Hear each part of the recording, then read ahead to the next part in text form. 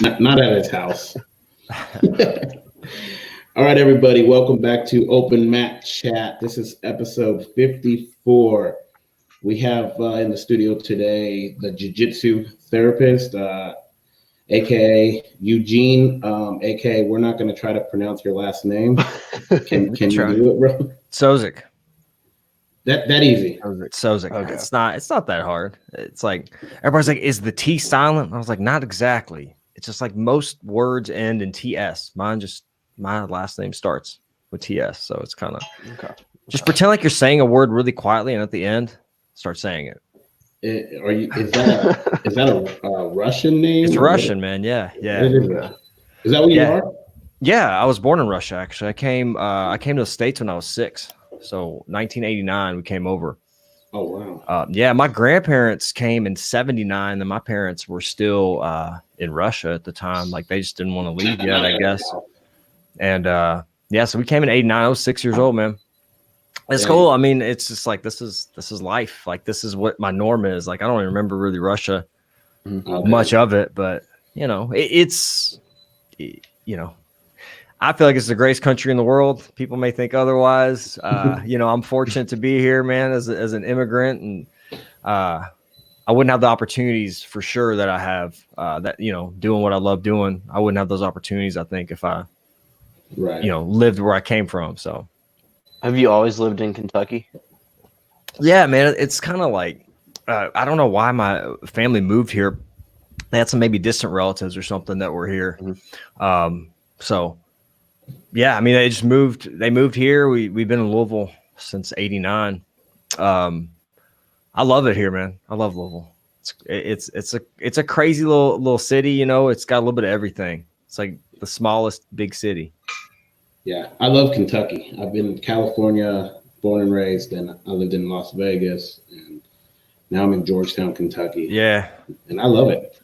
Yeah, man, it's cool. It's cool. People don't understand. But yeah, man, I'm glad you're able to join us today. People know you for your physical therapy. You train jiu-jitsu. You compete. Yeah. You've helped me out with podcasting stuff anytime I have questions, and I always appreciate that. And now I see that you got a jiu-jitsu coffee mug. So like, dude, I've had this thing. Ethan, come on, bro. I made it for me and I need to get a jiu-jitsu coffee mug. No, it's Open Mat Chat coffee cup. It's my coffee mug I'm in the studio right now at in my space. So it's the coffee mug I use, but there's not coffee in it. So it's coffee at 8:45 at night. It's beer, baby. It's beer. Or is that okay? That's the Irish coffee.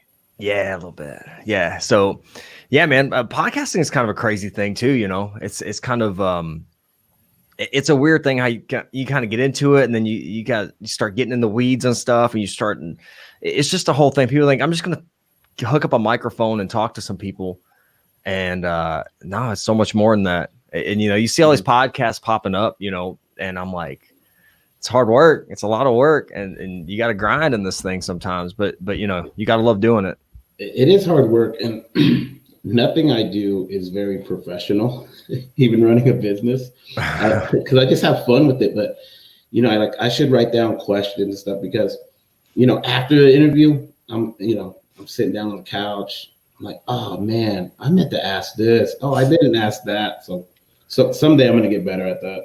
But that's kind of a good thing. You don't want to like throw all your eggs in one basket at once. Like, you have a little bit saved up, so if you ever have them on the podcast again, you've got more things to you don't want to ask them everything, right? Yeah, that's true. A little bit. Yeah. Have you been on jiu-jitsu since day one? What do you mean, like the podcast? Or yeah. So I actually started out my own podcast like 4 years ago. It was called the Jiu-Jitsu Therapist Podcast. And I was just doing it for fun. And I would continuously have Chewy on to chat, because Chewy's long-winded. We always talk. So me and Chewy would come on to chat. And then one day after we recorded the podcast, he's like, man, everybody keeps hounding me for a podcast. You know how to do this thing. You just want to start this podcast? And I was like, let's do it. And so if you watch our first podcast, it was like one mic in the middle of a massage table. We were at my office where, I do some treatments and stuff, literally like one mic. And it was just the worst. We had like a terrible background. It was just the worst sounding thing. And, but it's always a work in progress. It's kind of fun to start out being really shitty at something and then like watch yourself progressively get a little bit better. There's something satisfying about that. I think, it's fun. But yeah, Chewy's easy to talk to, man. We could talk about freaking anything for like an hour and a half. Yes. Yeah, we completely bullshitted on like 3 topics last week. Yeah. And he was just going on and on and on. He's got, dude. Not saying that's a bad thing, but dude, he's full of knowledge. Chatty Cathy. Yeah. Well, like, I think number one, he reads a lot, which is important. And, you got to have your pulse on everything with everything that's going on with jiu-jitsu now, with all this coronavirus shit, it's crazy. And you got to, your business owner, Adam, your business owner, and you got to know what's up and you got to know how to get yourself back to it. And, everybody's hungry to get back too. That's the thing. It's nice. Hopefully it's rekindled some people that were kind of getting burned out. They got a chance to kind of refuel and come back. And it's going to be a good thing, hopefully, for most people. Yeah. Yeah, I think so. I think, so I noticed a lot of the newer people like from our gym, like white belts, maybe brand new white belts. I think that they're seeing what we've been seeing for the last 10, 20 years we've all been training, of how important it is. And they're like, man, I can't believe I feel this way about jiu-jitsu. Like, I miss it. Like, I didn't know I would ever miss this. And I was like, yeah, you're still new to it. Like, that's why. Like, this is how we feel all the time about jiu-jitsu. Mm-hmm. Like, when we're out for an injury or, you have to miss a week or something, it's like the worst feeling ever. Like, yeah, it's kind of like one of those things, man. There's a lot of risk to anything you do. You can walk down the street and get hit by a car. You'd be driving, get in a car accident. There's risk to everything. There's going to be risk to jiu-jitsu. There's going to be risk to coming back to jiu-jitsu. It's just that risk is worth it. You know what I'm saying? Like, and to a lot of us, man, I've been doing jiu-jitsu for, I think over 10 years. And, it's not worth it to me. It's a part of my life that I'm not willing to give up. Like, I'm not willing to compromise on that. So there's risk to it. Yes, I'm going to be mindful. But for me, with the knowledge I have now and most people, we're ready to come back. I think for the most part, some people don't feel comfortable coming back, and that's totally okay. But for the majority of us, we're ready. We're ready to come back, and we know the risks, and we're going to be safe. And hopefully everybody uses their best judgment when coming back. If you're sick or whatever, be extra cautious. But other than that, man, it's time to get back. Right. Yeah, we are definitely ready. My team is ready. Mm-hmm. Just waiting for the state to say we're okay. Yeah. How long have you been training jiu-jitsu? You said, man, 07, I think. 07 or 08. I was in physical therapy school at the time. And so I was like, middle of school and I'd been watching UFC forever. Everybody knows, I think our generation, we all have, I'm 36. So if you're around that age, about blood sport, about all that stuff, oh, yeah. that shit was like, part of a religion for us. We would be watching, every day you'd watch that. I mean, I could recite every single cheesy line of blood sport, and so, such an inspiration that was kind of just something that kind of sparked your interest. Like my dad and I would watch Bloodsport. We watched Bruce Lee movies, and the big thing, me being Russian, always said it's like the first UFC I found or I saw with my dad, he brought home a VHS, was with Oleg Taktarov at UFC 6. So I was like, man, that's the Russian bear. We were behind him. And so it was always like something, I was like, it just seemed like out of my league. Like I was never really an aggressive kid. I was almost kind of like afraid of confrontation.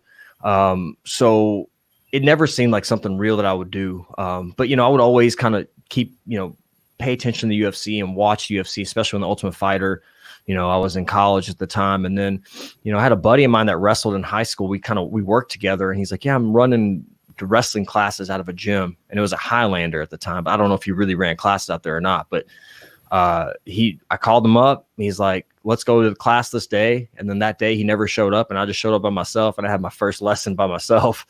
And, so that was at Highlander. So, and then, when that closed down, I was still in the middle of school, and that closed down, I went to Chewy's gym. So I was there for about a year and a half, and then went to Chewy's gym. While you were in school it was to become a physical therapist, right? Mm-hmm. Yeah. People that don't know, you're a physical therapist.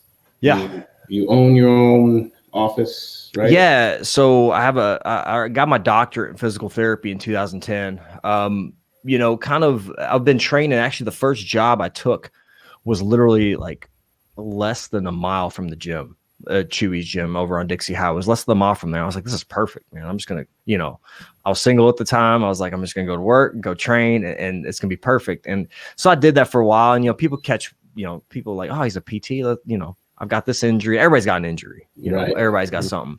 So it's just kind of, I started, those things kind of blended together. It's like people would ask me, and I'd help out. And then, Chewy was like, dude, your time is valuable. Like you should, work with people, but your time is worth something. So, my wife's actually a massage therapist. So I started treating out of her massage room where she wasn't in there.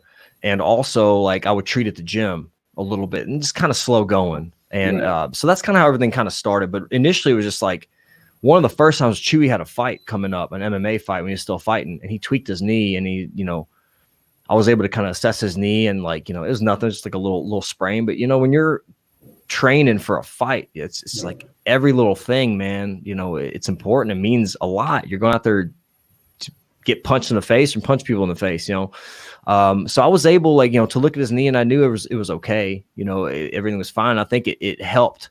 I noticed that maybe it helped him kind of feel okay, that he's going to be fine. He's going to go into this fight and feel good. And so from then, like the feeling I got from that was just incredible. I was like, this is amazing to be able to do this for, to help people out.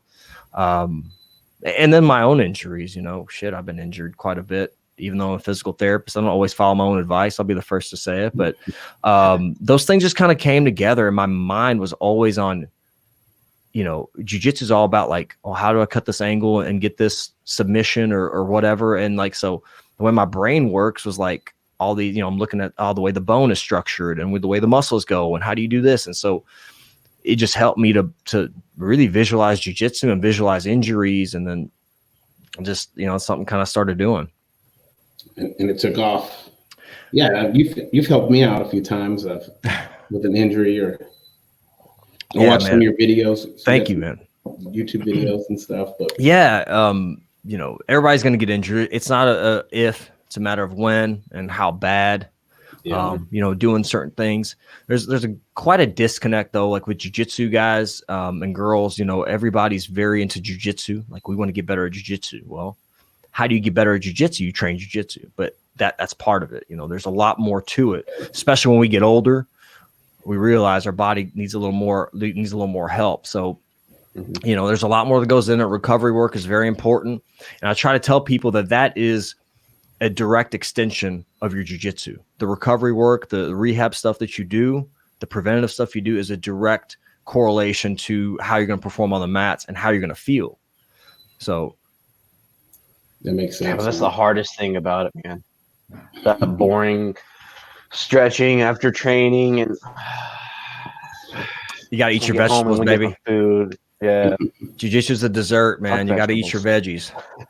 Yeah. Well, it doesn't always have to be like super boring. Like you can switch it up. I mean, yoga's great. People like doing yoga, but that's more for recovery, relaxation stuff. You're trying to something like yoga with prolonged stretching is something to get you back to your resting rate. Like, to get yourself calmed down, back to your normal kind of resting. You don't want to be doing a bunch of yoga before you go train. It's going to completely your body's not going to want to go. It's going to be too relaxed. Mm-hmm. So you got to do things that are more kind of similar to jiu-jitsu, a little bit more higher pace, dynamic type stretching. And, we can kind of delve into that. But it doesn't have to be just, random stretches and stuff. If you have a game plan, kind of a purpose to what you do, and for jiu-jitsu, there's definitely certain issues that most people have. You're going to be able to correct some of those things and hopefully negate some of those issues before they come up. And that's the main thing. You want to be preventative, so that way you're less likely to get injured. Yeah, preventive maintenance kind of. Mm-hmm. When it comes to warming up for training, would you warm up for jiu-jitsu with jiu-jitsu, or if you're working on specific guard or something, work on warming up and opening up your hips instead? Yes and no, both. It depends. It depends on what you need. I like doing both. If I'm feeling particularly, restricted in some areas, I'll work that area. But I think it's always a good idea to flow roll a little bit. That's a great way. Flow rolling is great, not just to warm your body up, get your body warmed up, but you're also getting your brain and your body kind of in sync, right? You're like, all right, we've got a thing we got to get doing. Let's get on this. And you're almost kind of just starting to get things firing, getting things kicking in. So it's helpful to get your mind right a little bit and get yourself sharp, because your body starts kind of, there's some muscle memory there, and muscle memory, quote unquote, it's not terribly real, but your body just knows. Your body knows where that it's getting ready to do this thing. It's sometimes you can be doing jiu-jitsu without thinking, and you're doing stuff, and it's not because it's just because your body's ready for that thing. That makes sense. Yeah, it's I always want to get my advice from people like you. Like if I did need some physical therapy, like why wouldn't I want to go to someone that actually has been training jiu-jitsu, who's you've competed, you compete, you train hard, you train all the time. You're a brown belt. You're almost black belt, right? 4 stripe, yeah. Yeah, dude. And why wouldn't I get my advice from that? That's I feel like if I went to this has happened to me a few times. I've gone to physical therapist or somebody, and they'll tell me like, oh, okay, you're good now. You can go back to what you do 100%. And I'm like, I don't think you understand what I do at 100%. So it's kind of hard, right? Like you could get really bad advice, and it's not their fault. It's just they don't understand what we're actually doing to our bodies, right? So I bet you get that a lot. Like, yeah, people don't know. So there's like, what we do is not a normal thing. It's not a regular everyday thing that people do. They don't go and try to choke each other and try to, hyperextend somebody's elbow or torque somebody's shoulder. There's a thing, they can get you to a certain point, right? But they don't know the stressors of jiu-jitsu, right? What kind of stress needs to be put on your shoulder for you not to get injured? Or if you get thrown, can your body withstand that throw? Can you break fall properly? Whatever. Can you reposition?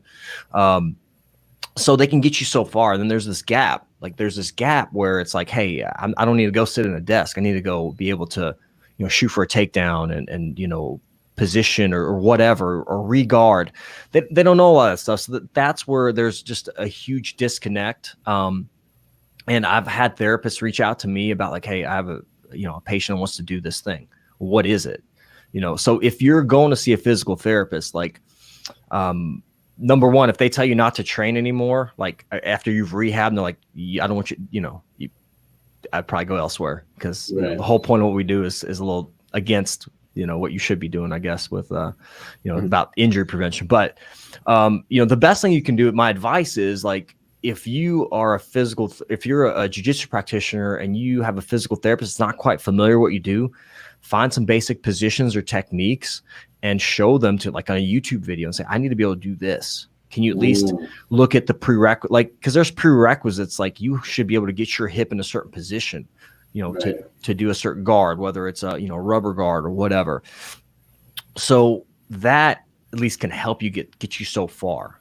But there's a way to get your body back into that you may be able to have the movement. You may be able, okay, I can move my shoulder a certain degree, but it's not familiar with jiu-jitsu in that aspect. So coming back too soon, you may not have that, the muscles may not be able to react in time, if that makes sense. So like, you're not gonna be able to defend yourself properly. It's kind of like almost like you're out of practice. Man. So knowing, like, knowing the level that you compete at, you know, because you compete at a brown belt level in jiu-jitsu.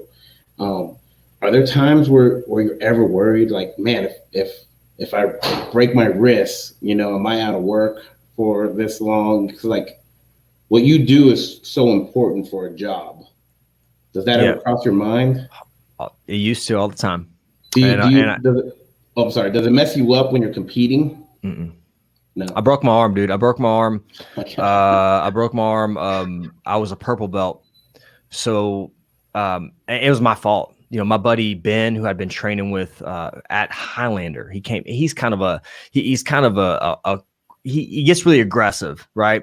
So I had swept him, and I was playing around. I stood up. I was playing around. I let him get my cross collar grip, and I was like, whatever. I'm just gonna let him have this. And he pulled me down. I planted my, you know, don't plant your arm, but dude, it was just like before I knew it, my hand was down. I heard 2 pops. Boom, my hand started swelling. I couldn't move it. You know, you kind of roll around a little bit, feel like you're gonna be sick to your stomach. So I literally I went and got like an elbow brace or whatever. And I went to work the next day and I couldn't move my arm. I basically treated with one arm the whole time. Yeah. You know, I got it x-rayed. I was like, I didn't even go to the doctor. I got it x-rayed because I worked next to an office that was like a workman's comp office. They x-rayed it for me. I sent my films down to one of the orthopedic docs. And he's like, yeah, you fractured your radius. It doesn't look too bad. He's an old school doc too. I mean, I should have probably been, you know, not moving it, not using it. But so I did that. And initially when I started, you know, fear of injury is really, really prevalent, especially as a white belt, man. You don't know what you're doing. You don't know when you should tap. You know, my parents, shit, they would be like, you don't need to be doing this. You don't need to be doing this. You don't need to be doing this over and over. And like, that does set some doubt in your mind for sure. But yeah, when you compete, man, it's just, you can't worry about that shit. You know, if you're worrying about that stuff, you're going to lose quick.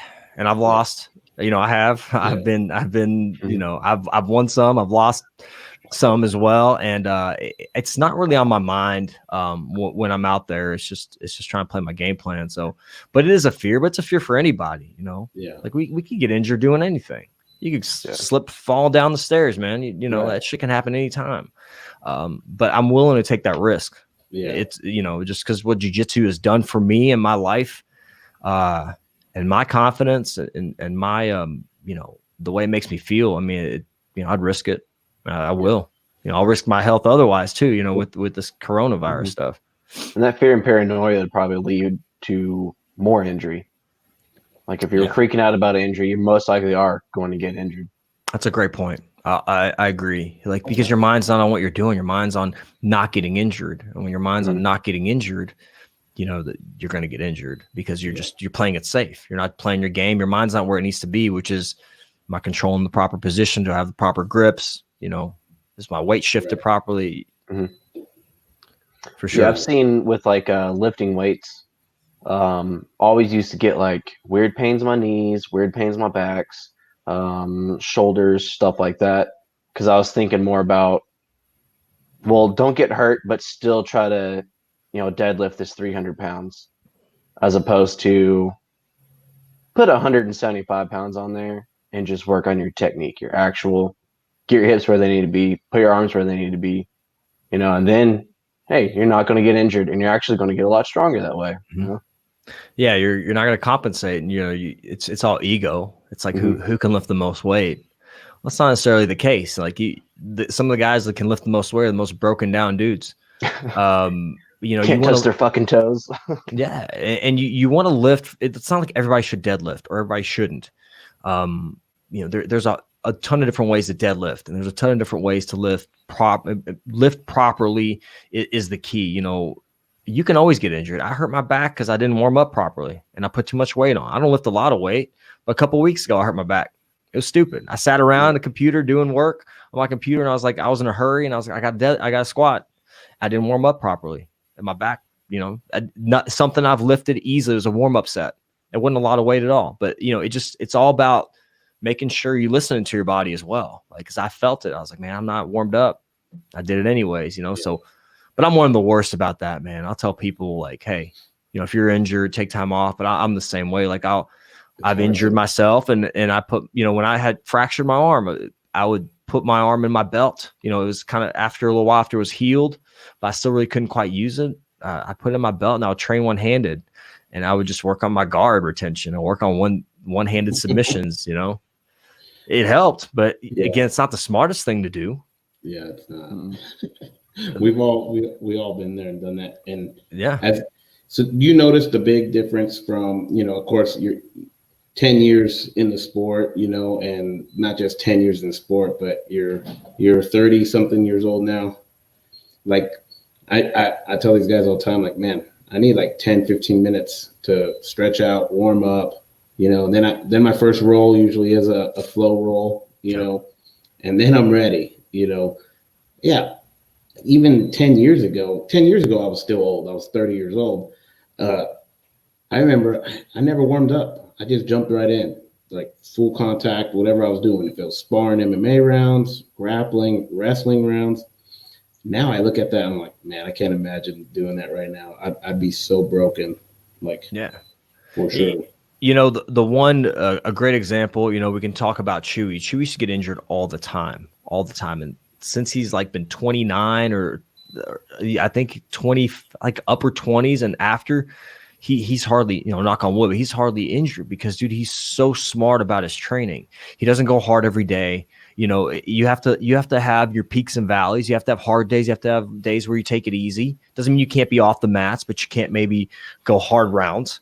And you have to spend the time. You have to spend the time to get your body warmed up. There's a lot of good research, about warming up.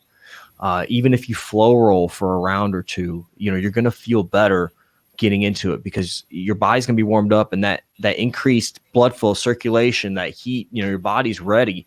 Your muscle are going to have more elasticity. They're going to be able to respond better, and you're less likely to get injured. So warming up is, and imagine now, what jiu-jitsu wise, your jiu-jitsu knowledge, right?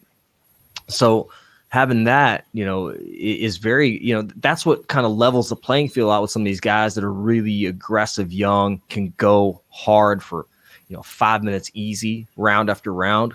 Some of us can't do that. We got a few hard rounds. We have to pace ourselves and modify our pace, play our game smartly. And that's kind of what is the equalizer. That's why you got some of these young kids that are faster, stronger, super talented, have a hard time because it's just, the knowledge we have, which it kind of levels out. One goes up, one goes down.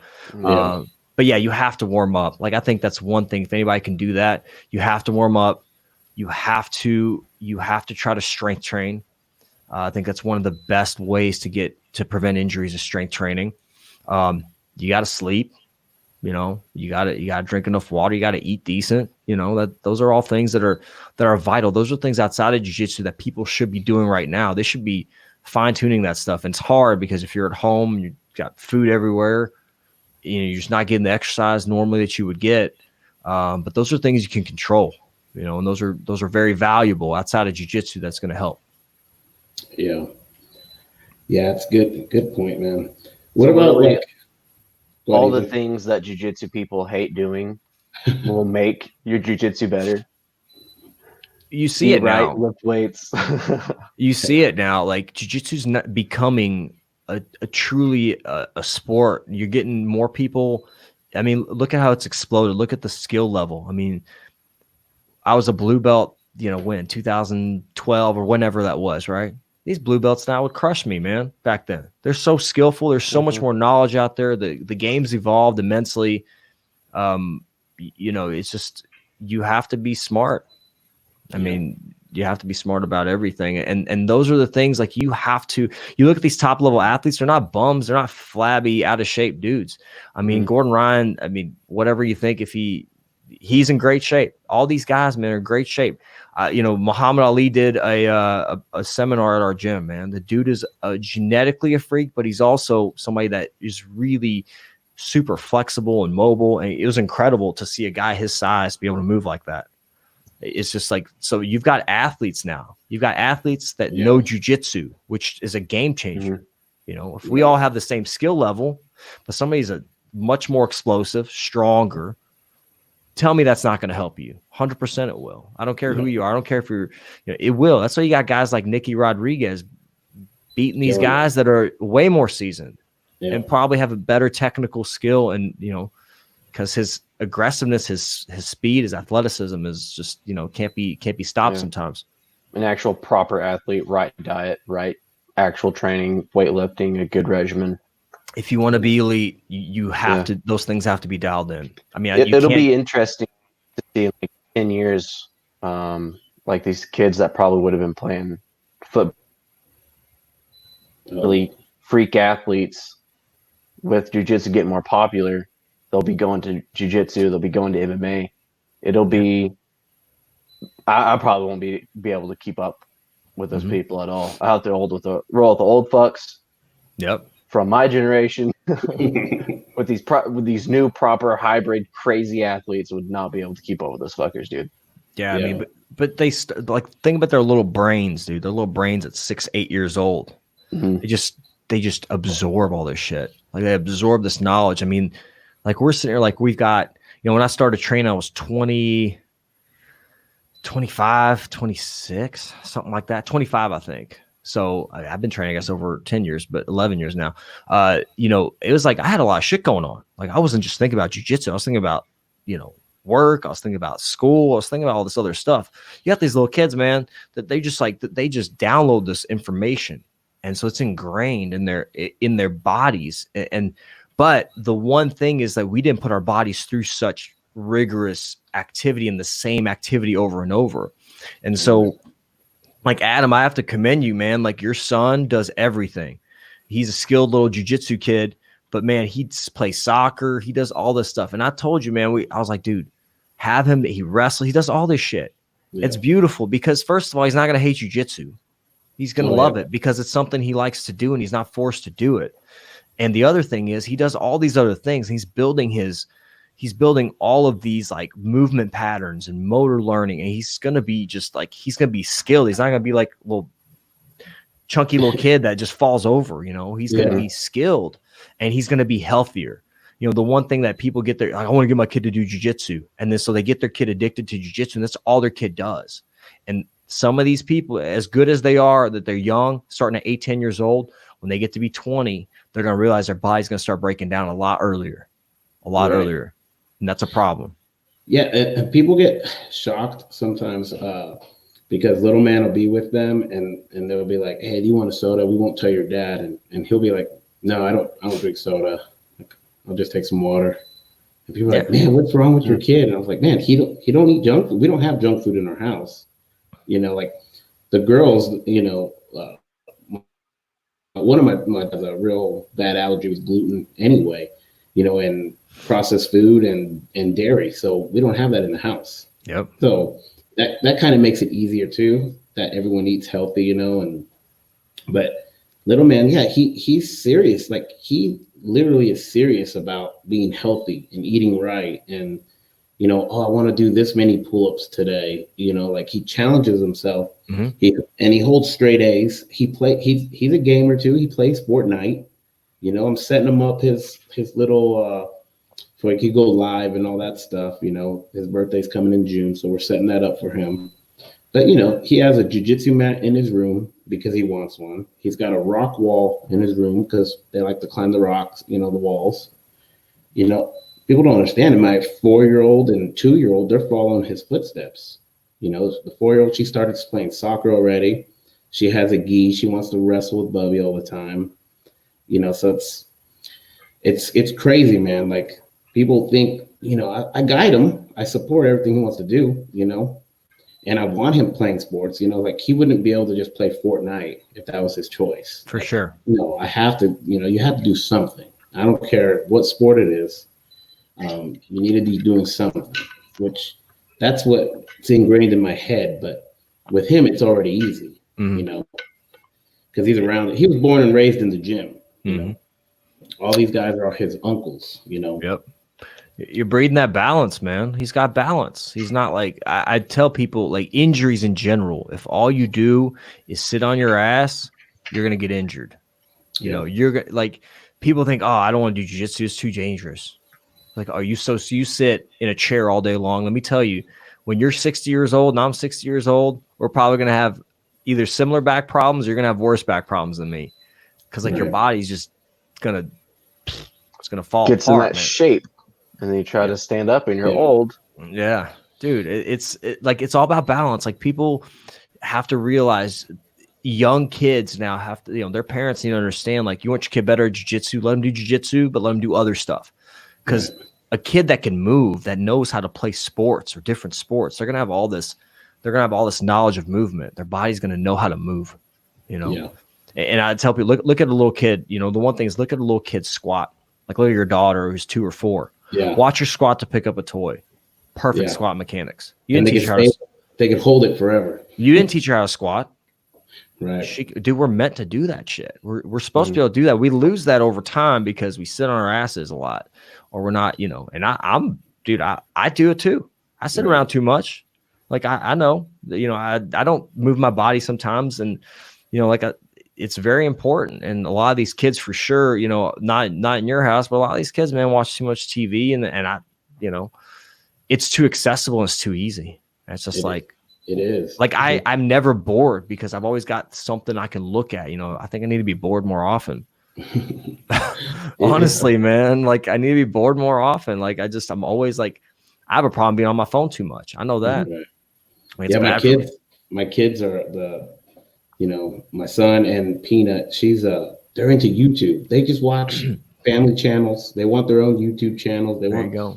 So I've been letting them use the camera and record, and they've been putting on like little skits and stuff. So, some people are like, oh, that's so bad for them. But I'm like, man, they're being creative. So I'm gonna let this go. It's not the same creative as it's not like draw with a crayon. Like, dude, we didn't have cameras accessible. We didn't have YouTube accessible. It's like they're creating in their own way, and they have to be able to, like now it's just different time. And like, a lot of these people that are, people are stuck at their house. They got to figure out ways to produce for their family, or like to have jobs or make money. Right. And online is like, that's a thing that people do. And that's going to be there even more. Like, that's a great skill to hone. Like, they should teach that shit in schools, and they probably don't. They should teach like Instagram marketing or whatever, that stuff they should be. I don't know if they do or not, but they should, because that's where it's going. That's where all this stuff's going. Yeah, it is. Like, that's what I tell my son. Like, and he loves soccer, but I tell him, you can do anything. You can play professional soccer someday. You could own a jiu-jitsu gym. You could run a YouTube channel with jiu-jitsu and soccer, things you love. Yep. I actually had a class on that in high school, like a multimedia video production class. Very early, very rudimentary, like at the beginning of the whole YouTube phenomenon craze, when it was starting to get really big. But I know my high school had it, so I'm sure they're probably teaching it in high school at least. What year did you graduate? 12. 12. So young man. You're still a young man. He's a young buck. He's young. 26. Oh my God, you're a dude. How long have you been training jiu-jitsu? 11 years. Come on. Yeah, since I was about 15. That's great. That's great. I think all of us that wish we would have started a little earlier. A lot of us, when it wasn't as accessible, I think wish we did. And it's just nice, man. It's great. I think it's a great age to start too. And sometimes now you're looking at 15, you're like, man, that's kind of old, right? Starting jiu-jitsu. Yeah, really. These kids are like, 8 starting. Yeah. But yeah, you can pick it up. And like, I played soccer. I played soccer growing up, man. I never, I went to wrestling. I had a couple of guys that played soccer. They did wrestling, and I went to wrestling, and I was like, I hurt my thumb. I remember this. I went for a week. I hurt my thumb, and I was like, fuck this. I'm going to go play indoor soccer. This is too much. I wasn't ready, man. It wasn't the right time for me. Right. I wasn't ready for that grind because wrestling is a tough. I think people that wrestle, like young kids that wrestle, man, they build a mindset. Their minds are strong. Like, they're really strong. That's why, they're so good. They're good to jiu-jitsu because they have kind of a base. Their hips they know kind of how to move. Their hips are solid, all that stuff. But man, their mind and talking to people on podcasts, the elite fighters, the elite athletes, their mind is stronger than somebody else's. They don't break. They won't break. And that's why they can do what they do. Because they can get really, be in a really high intensity environment, and they can thrive in that environment because their mind is strong, and they won't, they know in their head, they're the best.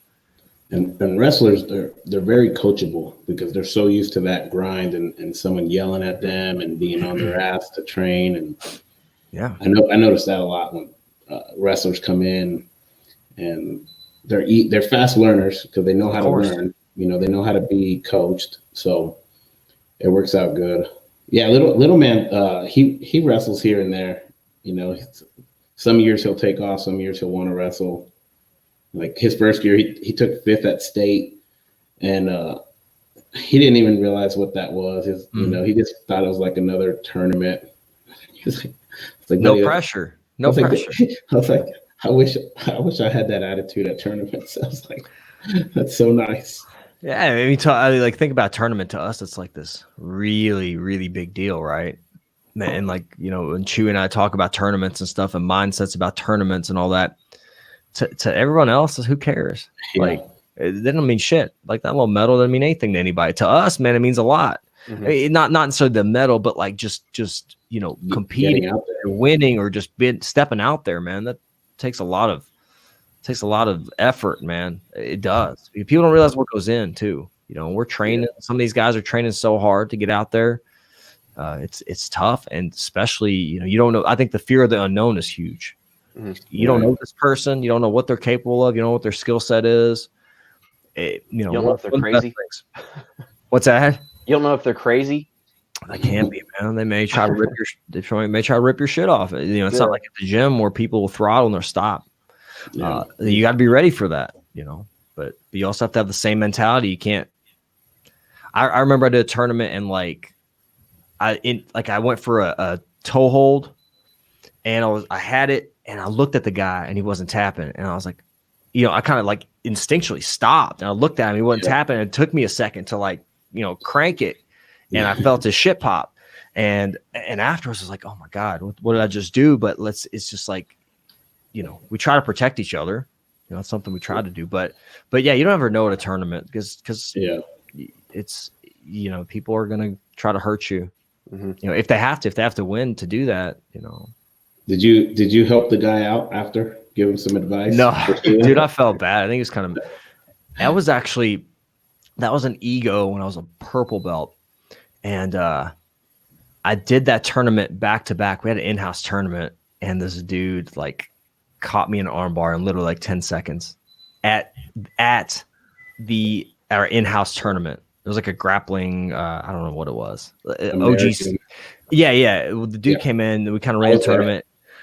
And so the dude was like kind of hobbling, he hurt his foot or something. And so I was like, are you all right? I kind of looked at him, I said, are you all right? Right before we went to the match. Don't say that shit to somebody. I was not in the right frame of mind. I was already out. I was already done. He looked at me like he knew something, and he did, because he helicopter armbarred my ass. Dang. So, dude, I couldn't even, I felt sick to my stomach in front of everybody. I couldn't believe it, man. It was like literally 10 seconds. I can't, I've got it on tape. I will not, I have a hard time watching it. It makes me pissed off. I didn't, dude, you know, I say this story because I was like, I couldn't even fucking sleep. I was so pissed and miserable. And I was like, I just gotta, I don't know, I gotta do something. So I happened to be an ego the next weekend. And I was like, all right, I'm going to do it. I'm just going to do it because I got to try to some kind of, you know, redeem myself in some way. And I remember my first match, I literally like, I swept the guy and I stayed in his guard for like 5 minutes. And like I won, and I was like, yeah, I guess I was just trying to, and that's not the way I want to win, but I was just wanting to win so bad. And I was like, I'm not taking any chances. And I was like, I won like 2-0 or something. It was a terrible match, but yeah. And so, and there's a guy who, he's beat me every time. Nick Hyde. He trains out at Klingerman's. Okay. Dude, he's a black belt now. I mean, one of the strongest guys I've ever gone against, and he ended up beating me in that one. Then I did like a little, I think a adult division or something, but I was in the Masters. But he was so strong. He's beat me like every single time we've gone against him, and nicest dude ever. I think he's won worlds at purple. It's a beast. He's a beast. But it's cool, man. Yeah, but so you'll meet some nice people though at jiu-jitsu for sure. Yeah. Some of the nicest people. Oh yeah. That's what I do love, the jiu-jitsu community, you know, especially out this way, you know, Kentucky, Tennessee, Ohio, Indiana. It's like there's always a place to train if you were traveling anywhere. You know, even Florida, anywhere really. Jiu-jitsu, like with me, like I meet so many people at tournaments and traveling. And, you know, if I'm coming through their state, I'll hit them up. And the next thing you know, we're training and then we're out having beers and eating dinner and playing with their kids at their house. Like it's crazy, you know, how welcoming it is. Yeah. And I feel like it wasn't always like that.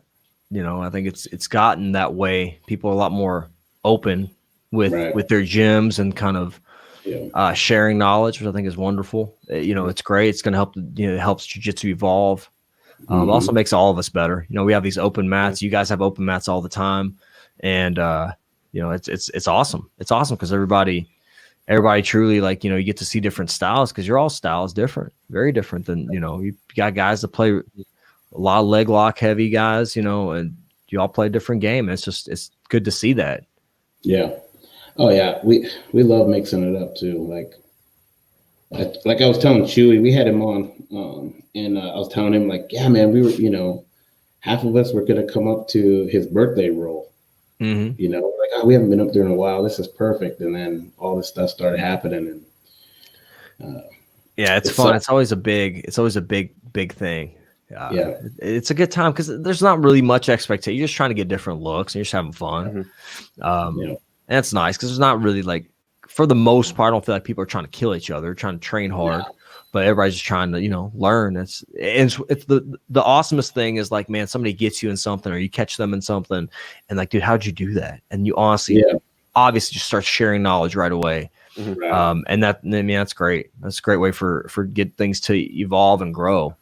If somebody's willing to share something they really worked hard to, you know, to learn. I mean, that's a gift. That's one thing I've noticed rolling with a lot of y'all's guys. Rob, firefighter Cap, comes up. Neat. Matt Harrison comes up and trains with us, and like I'll notice, like they'll roll with me or they'll roll with somebody else, and after the roll, they're like, "Hey, you did that one sweep. Can you show me that so I can take it back and work on it at the gym?" And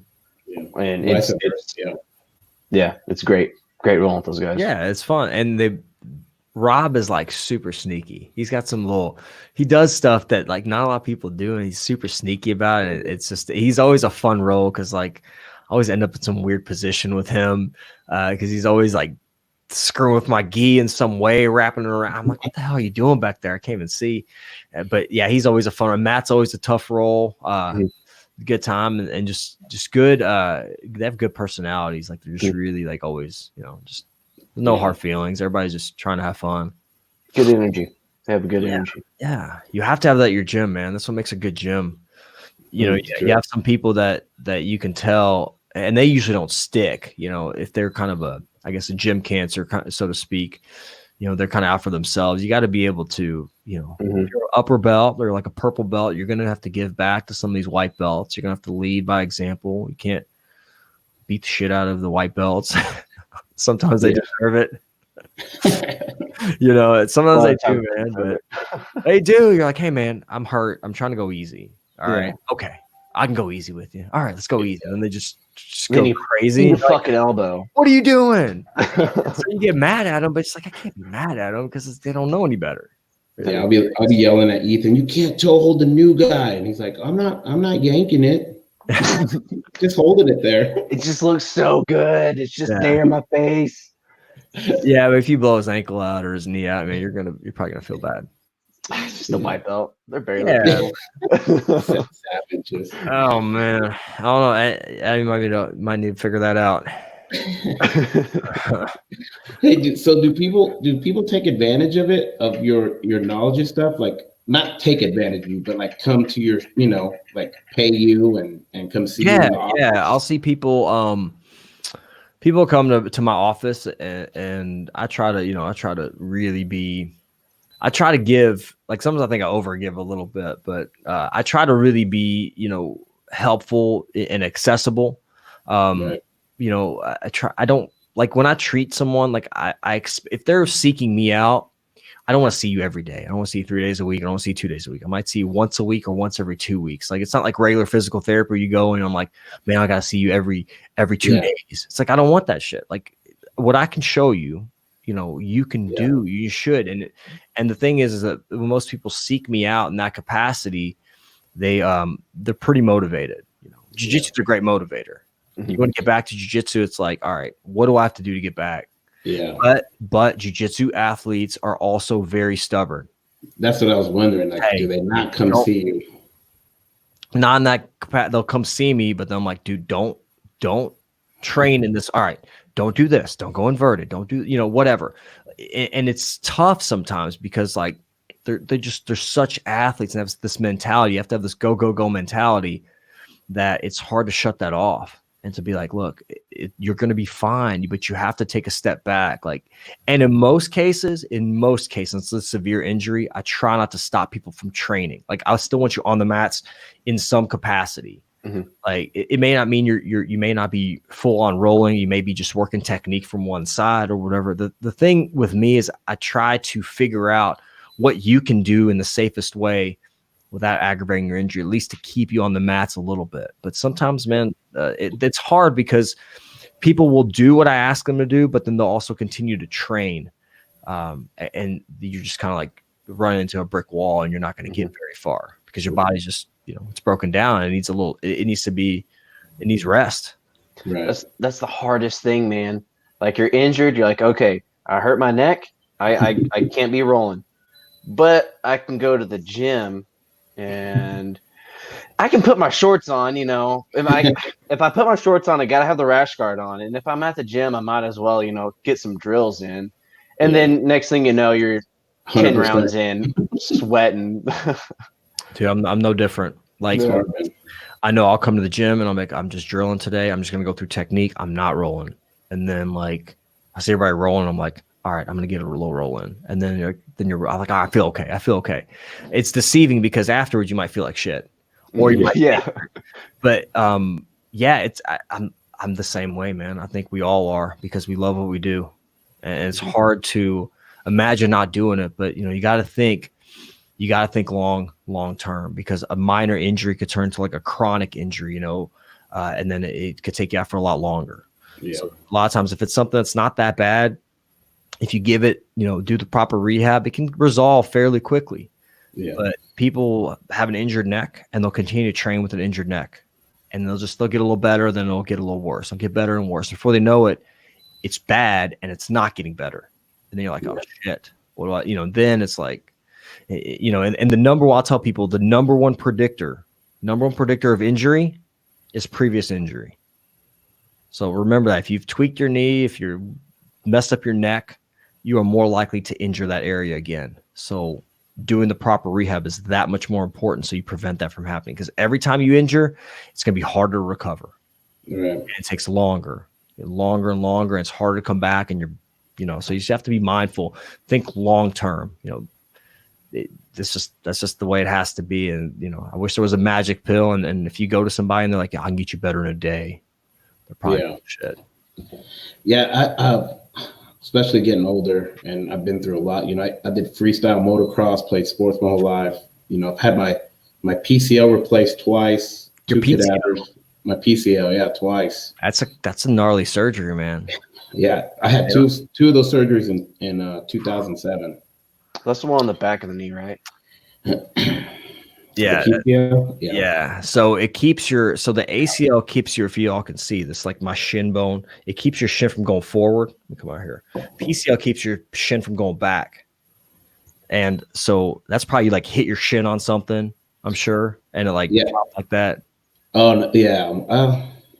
It was hurt for a while, but it finally tore doing something. Stupid. Well, the reason why, I'll tell you guys, the reason why they don't even like to do surgery on that thing because there's so much nerve supply and there's so much arteries and blood supply there. Like, dude, they can cut something, it could you could have your leg could just be numb or a drop foot, and it's a pretty serious injury that a lot of times they just don't fix. So really, I had the first surgery and they put a cadaver in and they said, okay, now you go to PT for 2 months. And my first month in PT, my physical therapist is like, hey man, you need to go tell the doctors this is not fixed. He was doing all the stretch and the movements, and you can see my shin bone like passing my kneecap. Yep. Some weird. And so I told the doctors, and this was in Vegas, and the doctor and the PT guy, they had an exchange of emails, like they weren't on the same boat. And so my physical therapist was like, dude, you need to go see somebody else. So I went and seen somebody else, another doctor, and they're like, yeah, it didn't take. Yeah, you need another surgery. So we set that up, had another surgery, and during surgery, I guess once they put the cadaver in for the second time, they did like a test during surgery, and they snapped the cadaver during surgery. So they had to undrill that one and get another one and put that in. So really I had like 3 of them put in me.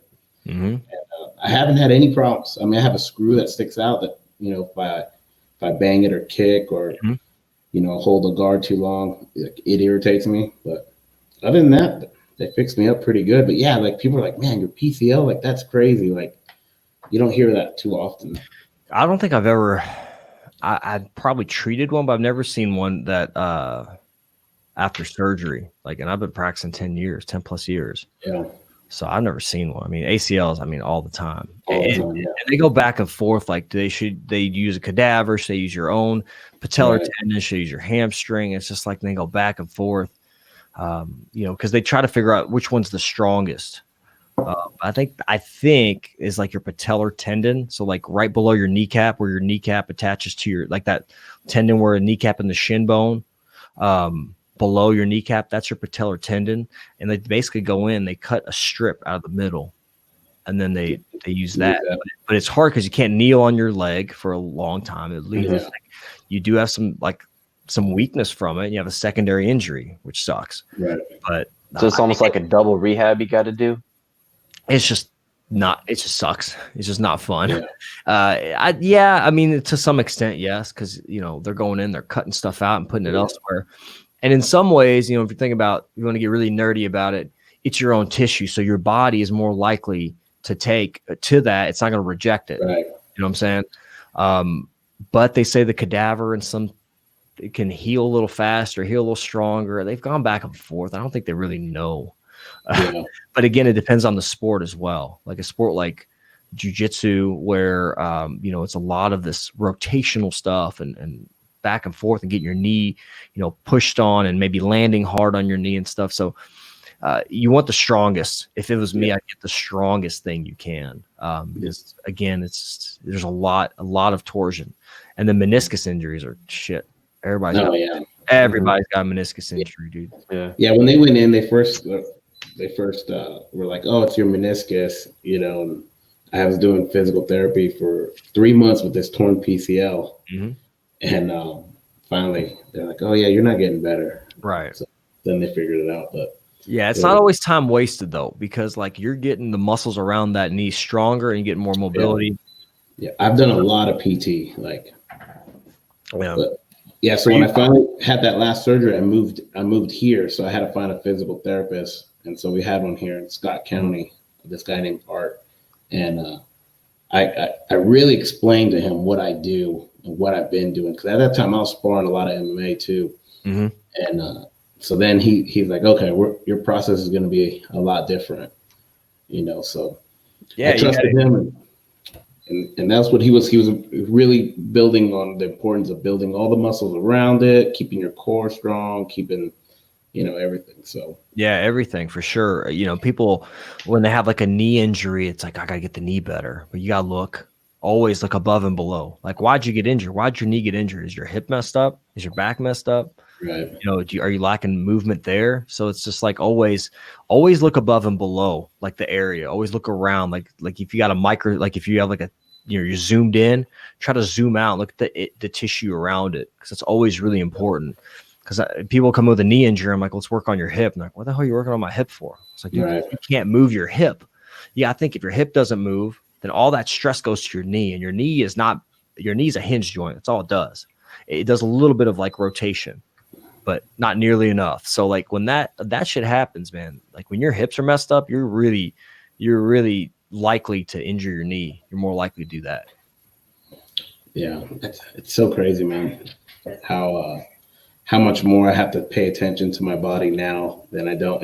And I got a buddy that does PT back home, and he's like, man, he's like, I need to start training jujitsu. And I was telling him about you. And I was like, dude, you should, because he's like, man, you wouldn't believe, like, I feel like I'm in the best shape because I see these people like under 30 coming in and they like slipped and fell or tripped over one step and like they destroyed their whole body like with one trip.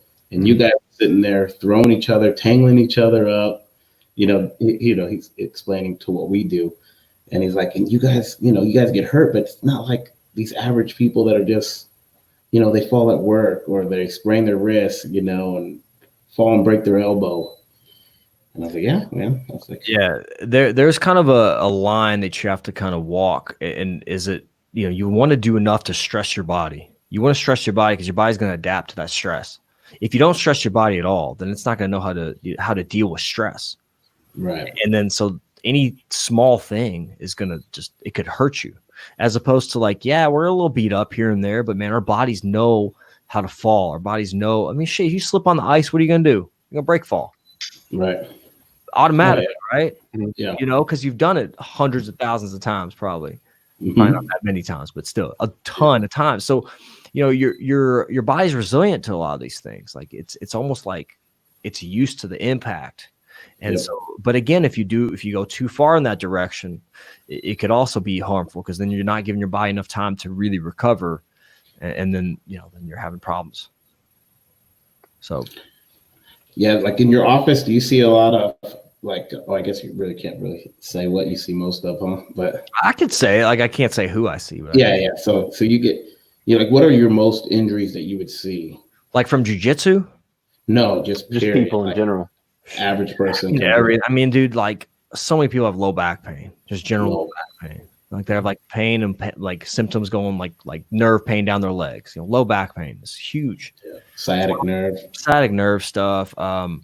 If we're talking, it's, I mean, anything. I mean, but low back pain's common, shoulder pain's common, because like a lot of people, man, if you look at somebody that's 65, 70 years old, somebody that does jiu-jitsu, somebody that doesn't do jiu-jitsu, both of y'all are probably going to have bulging discs. Doesn't mean you're going to have problems, but you're going to have bulging. It's not an abnormal thing to have. So if if a doctor tells you have a bulging disc, you're not dying. Like, you're fine. It's pretty normal. Some people, like, they'll have an MRI and their MRI looks horrible. Like, they have bulging discs everywhere, arthritis everywhere, and they have no problems. And it's like, and then you look at somebody that have a minor disc bulge and they're like, can hardly walk. And so an MRI it's great to see what's going on, but it's not going to be in any way indicator of what you're going to function like. It's crazy. Do you like chiropractors? It depends. Like, I would never say like they're bad. Like, they're all like, there's quack physical therapists, man. There's physical therapists gonna go, they'll see an athlete and they'll make them do like bullshit straight leg raises or something. Like, yeah, that's good to begin with, but like, you should be hands-on watching what your patient's doing. Some chiropractors are good. They're really good. But there's some, like, I'll tell you this story. So my wife she was doing like some marketing or whatever. And like, so somebody put her in contact with this chiropractor. And so she goes in there and starts talking to him. It's an older guy. He has this like little clicker pen. It's like, literally, it's like, she's told me, it's like this pen that clicks, right? So he puts the pen, or puts this little clicker right by her neck, doesn't touch her, and clicks it. And said that like, it's some kind of torque. It's called a torque release method or whatever. The frequencies that clicker emits is supposed to heal her neck. I'm like, I've been doing rehab wrong this whole time. You're paying somebody to click a damn pin around your neck. So you have shit like that, right? Yeah. But then you have chiropractors that, like, if they need to like mobilize your spine, like to help, when somebody pops your back or it feels kind of good, it can. And what that can do is it can help. They're not realigning your spine, but they are kind of doing a quick stretch, which kind of relaxes some of those receptors and gets the tissue kind of relaxed. And what you have to do is you have to follow that up with exercise, corrective techniques. Otherwise, your back, if your pelvis is like rotated or whatever, it's going to go back to that. And so if you're a chiropractor, like, I'm just going to pop your back, come in here for 2 minutes and pop your back and send you on your way. It's not a good chiropractor either. Yeah. And some therapists do that. So, I'll mobilize people's spines. I'll quote unquote pop their back, but then I'm following that shit up with exercise that's going to, help solidify and stabilize and strengthen so that shit doesn't continue to happen. So, but yeah, some chiropractors, there's some PTs, man. I'll never say that like Some people get value. I'm sure somebody got value from getting their pen clicked by their neck. Placebo. I mean, it's placebo. It is, man. Yeah. They've done a study, like, and I don't remember when it was, like they did knee surgeries on people. Like people actually had like meniscus tears or something. I don't even know. They went in there and just put a scope in their knee and then took it out. They didn't do anything, right? And to some people, they did a real surgery, and some people, they didn't do a real surgery. And the people that didn't have the real surgery felt better. Felt better because they thought something was done to them, right? So your mind, I mean, just as much as your physical, your mental is like huge, man. Huge, so important. I mean, people that are mentally strong do some crazy, incredible things, right? Right. So, I mean, that's so important. And placebo's it's a very real thing, man. Yeah. Luckily, I found a good chiropractor in Lexington, and he'll, line everything out. And then he's like, okay, you're still having this neck pain. We'll do these exercises. I'll give you this pamphlet, do these exercises, lay on the thing. But when I first went to go see him, he x-rayed everything. Because I messed up my neck, had like slipped a disc or something, lost feeling in my hand. I was like, I got to go see somebody. And so he's x-raying it, and he's like, okay, I see in your neck where that nerve's pinched off. But then down here, looks like you got scoliosis right there. Then you got a broken rib right here. And you got something messed up with your hips down here. And I was like, dude, just my neck hurts. I don't know what you're talking about. He's like, it looks like you keep just getting dropped on your head. Yeah. I'm like, oh, by the way, I do jujitsu, so I do get dropped on my head every day. Yeah. Them darts, bro. I'm sorry. Yeah. Yeah. Some people's posture is just kind of screwed up. Like, not everybody's got this perfect posture, But again, like, you can look at some of those things and say, hey, man, we should, even though you're not having pain, let's do some things to try to correct that, so we hopefully prevent it from coming. So that's a good thing. You shouldn't just go to see a physical therapist or go to see your chiropractor. I mean, for me personally, I think it's good to see a physical therapist, kind of like you would see the dentist. And that's a weird thing for people to think about, right? Like, we want to prevent shit from happening. So, like, we can do a movement screen, like, hey, let's come in here, let's watch you move, let's see if there's any restrictions. We're going to address these problems or these limitations before they become a problem. That's a great way to prevent injuries, so that's a thing too. And not a lot of places do that. Like, when I work, I see people like cash based. So people come see me, they pay cash. And I'm like, look, what do you need? What do you want? Like, what's your issue, or what do you think's going on? And some people are like, man, I want to get better at this thing, or my hips feel tight. How do I, and those things can help prevent shit from popping up. And that's just important. It's a lot easier too. Yeah. A lot easier to prevent something than it is to like recover from an injury. I think like definitely like the jiu-jitsu side of things, anyone that's in jiu-jitsu in Kentucky, close enough to see you or reach out to you, like the benefit of knowing like, hey, I did a hard knee slice right there. You already know, like, okay, I know the angle of your knee right now in my head. I know what you were doing. Like, that's got to help so much, like understanding, people's body, like, oh, I keep inverting and, my neck hurts. Like, you understand what that is. Someone else, you got to explain, okay, you're inverted. And then you're like, yeah, and I had a 200-pound guy on top of my leg while I was inverting. So like that could be so difficult to explain to, a chiropractor, a PT guy, Yeah, inverting is a tricky thing, man. It's I won't do it no more. So it's a love-hate relationship for that thing. You have to. It's good to have it as a part of your game, but like if you invert all the time and then you go for leg locks, you invert and you go for leg locks, you're gonna have a problem. Like, because you'll get stacked one time, like you said, you'll get compressed because what you're doing, so you're getting folded up, man. That's a great way to get your disc bulge, get compression, get some kind of injury. So should you go inverted in, I guess, 200-pounder or 250, whatever? I mean, I guess if you have to. Yeah, if you have to, but it should be like a last option, I guess. Inverting is it's a tricky thing, man. You have to be smart about it. I'm not saying you shouldn't do it. Right. I think it's very, very useful. And it's a big part of people's games. Yeah. Some people are so good at inverting and getting to legs, laying entanglements. It's just their game. They're so good at it. And it's maybe your A game, but you got to have other games that you got to be able to play, because you're not going to be able to do that forever. Especially when you get older. Yeah, at my age, I'll probably try it in a match, more or less than just doing it at the gym for fun. If you have to, man. Yeah, if you have to. Like, I think it's not jiu-jitsu. There's risks to every position. Every position's got some kind of risk. If you're a wrestler and do a lot of takedowns, you're gonna probably screw your knees up a little bit. You're gonna have some knee problems. Just Right. banging your knees on the mat. That's tough. I mean, if you're a guard person, and you get maybe folded up a lot, or somebody puts a lot of pressure, some people will stand up and start putting pressure on you. They could put pressure on your neck. There's issues there too. I mean, you just got to like rotate the tires, man. Do a little bit of everything. Right.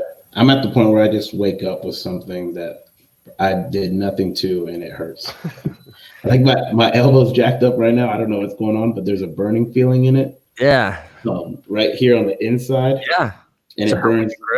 There's a hurt. Yeah, it burns down my forearm. So, that could be a couple things. I'm not going to be able to diagnose you, but it could be a couple things.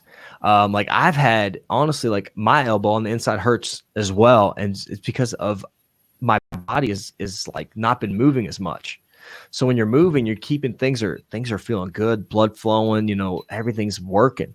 So a big thing when these gyms open up, everybody's got to be really smart, because they're going to go 5 days a week, 100%, whatever. You can't do that. Like you have to really, it's been 2 months for some of us. Some people have been training, which is do what you want to do. I don't care. It's all horrible good. People. Yeah, horrible people. That's all right, man. Do it. Do whatever. You're just cheating, and we know who you are. Ethan. Hey, man, it's all good. It's all good.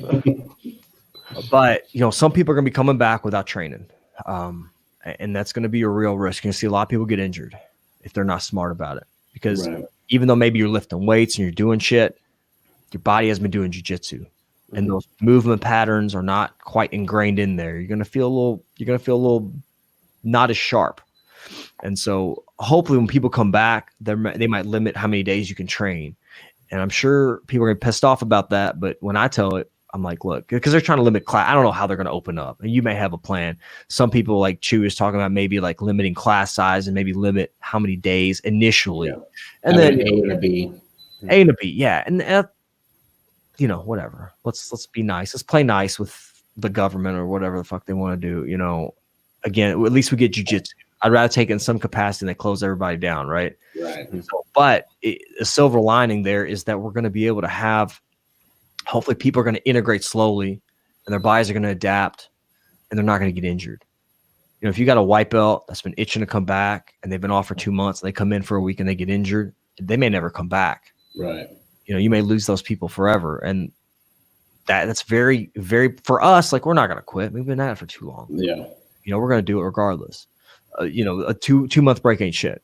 We're going to be back. But some of these people that are trying to build that pattern, to build that routine again, that aren't really into jiu-jitsu quite yet, they've got a little bit of a taste. They're going to have some, and if I'm a gym owner, I'm going to be like watching those people, because I want them to stick around. I don't want them to cut their journey off early, Right. It's very possible.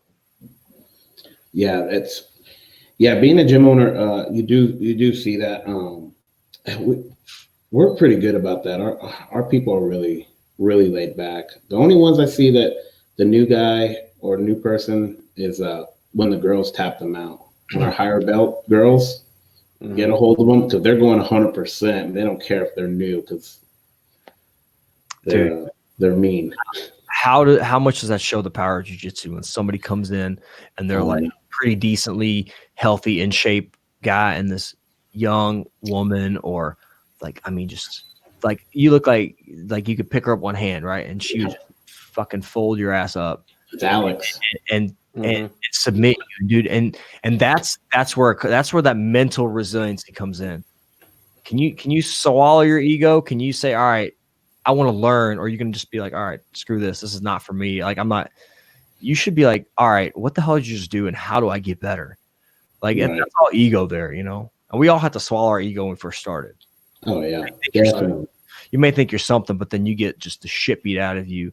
When I started, man, it was like that. Upper belts, like, they didn't try to kill you, but man, they let you know. They let you know what's up, and you just have to be kind of a little dumb or a little stubborn or whatever, just to keep coming back. For some reason, I did. I don't know. Yeah, I was the same way. You know, you just keep coming back, but it's all ego there, man. Some people see it as like, oh, they're you know, this is embarrassing. I'm getting out of here. And some people are like, what the hell just happened? Like, I want to know this. I was 19 and cocky in a room the size of this garage with like 30 Brazilians in there that didn't even speak English. And they were, you know, I was small too, and I was like, oh, I'm gonna hang with these guys. They're my size. I'm gonna stay away from those big guys over there. And the smaller guys were worse. The big guys, they played with you. At least they weren't easy. The little ones, wear your ass out, man. Wore my ass out, and I was like, man, it was just I didn't feel like a tough guy anymore. I didn't feel tough, you know, like I was just like, man, I like that feeling. Like that's so weird. I got my ass whooped, and I like it. Like that's kind of a weird, demented feeling at the same time to realize, like, I really enjoyed this. Like, dude, when I first started training at Highlander, Taz Ferguson was there, Josh Ferguson, Isaiah, they were all there. Taz is 135 pounds. Picked me up. I remember I was a white belt. That doesn't mean shit, you know. I was bigger than him. He was like, just pick me up like it was nothing, and just lay me, you know, put me on my back, and I was like, this little dude, like, you know, I don't know, he's 125 pounds. I think he fought 125. I think he fights 135 now or something. yeah, you know, back then, dude, he would just put me on my like nothing, and I'm like, this is crazy to me. Like, how is this happening? You know, and you know, obviously he's great shape and phenomenal, you know, MMA fighter. But like, dude, it's just like it doesn't make sense. You know, it shouldn't. Yeah. So you see these, you know, weightlifters and stuff come in, and you're like, all right, you know, yeah, it's kind of hard. You may have a thicker neck, but man, well, you can choke you out. Right. Yeah. But it's fun, man. Jiu-jitsu's fun like that because you get to you get to play and experiment and learn. It's crazy, and it's infinite. You know, that's the other thing. It's just so infinite. It's like you wonder, like, how many more positions can we learn, right? Yeah. How much more shit can we figure out? I hear blue belts all the time being like, man, I'm really starting to figure this out. And I'm like, 10 years in, got my brown belt. I'm like, no, you don't, man. You don't know shit, dude. And you look at some of these black belts, man, just the elite black belts. And what are they doing? The basics. They're so good at the basics. It's just, you're like, oh my God, what are they doing?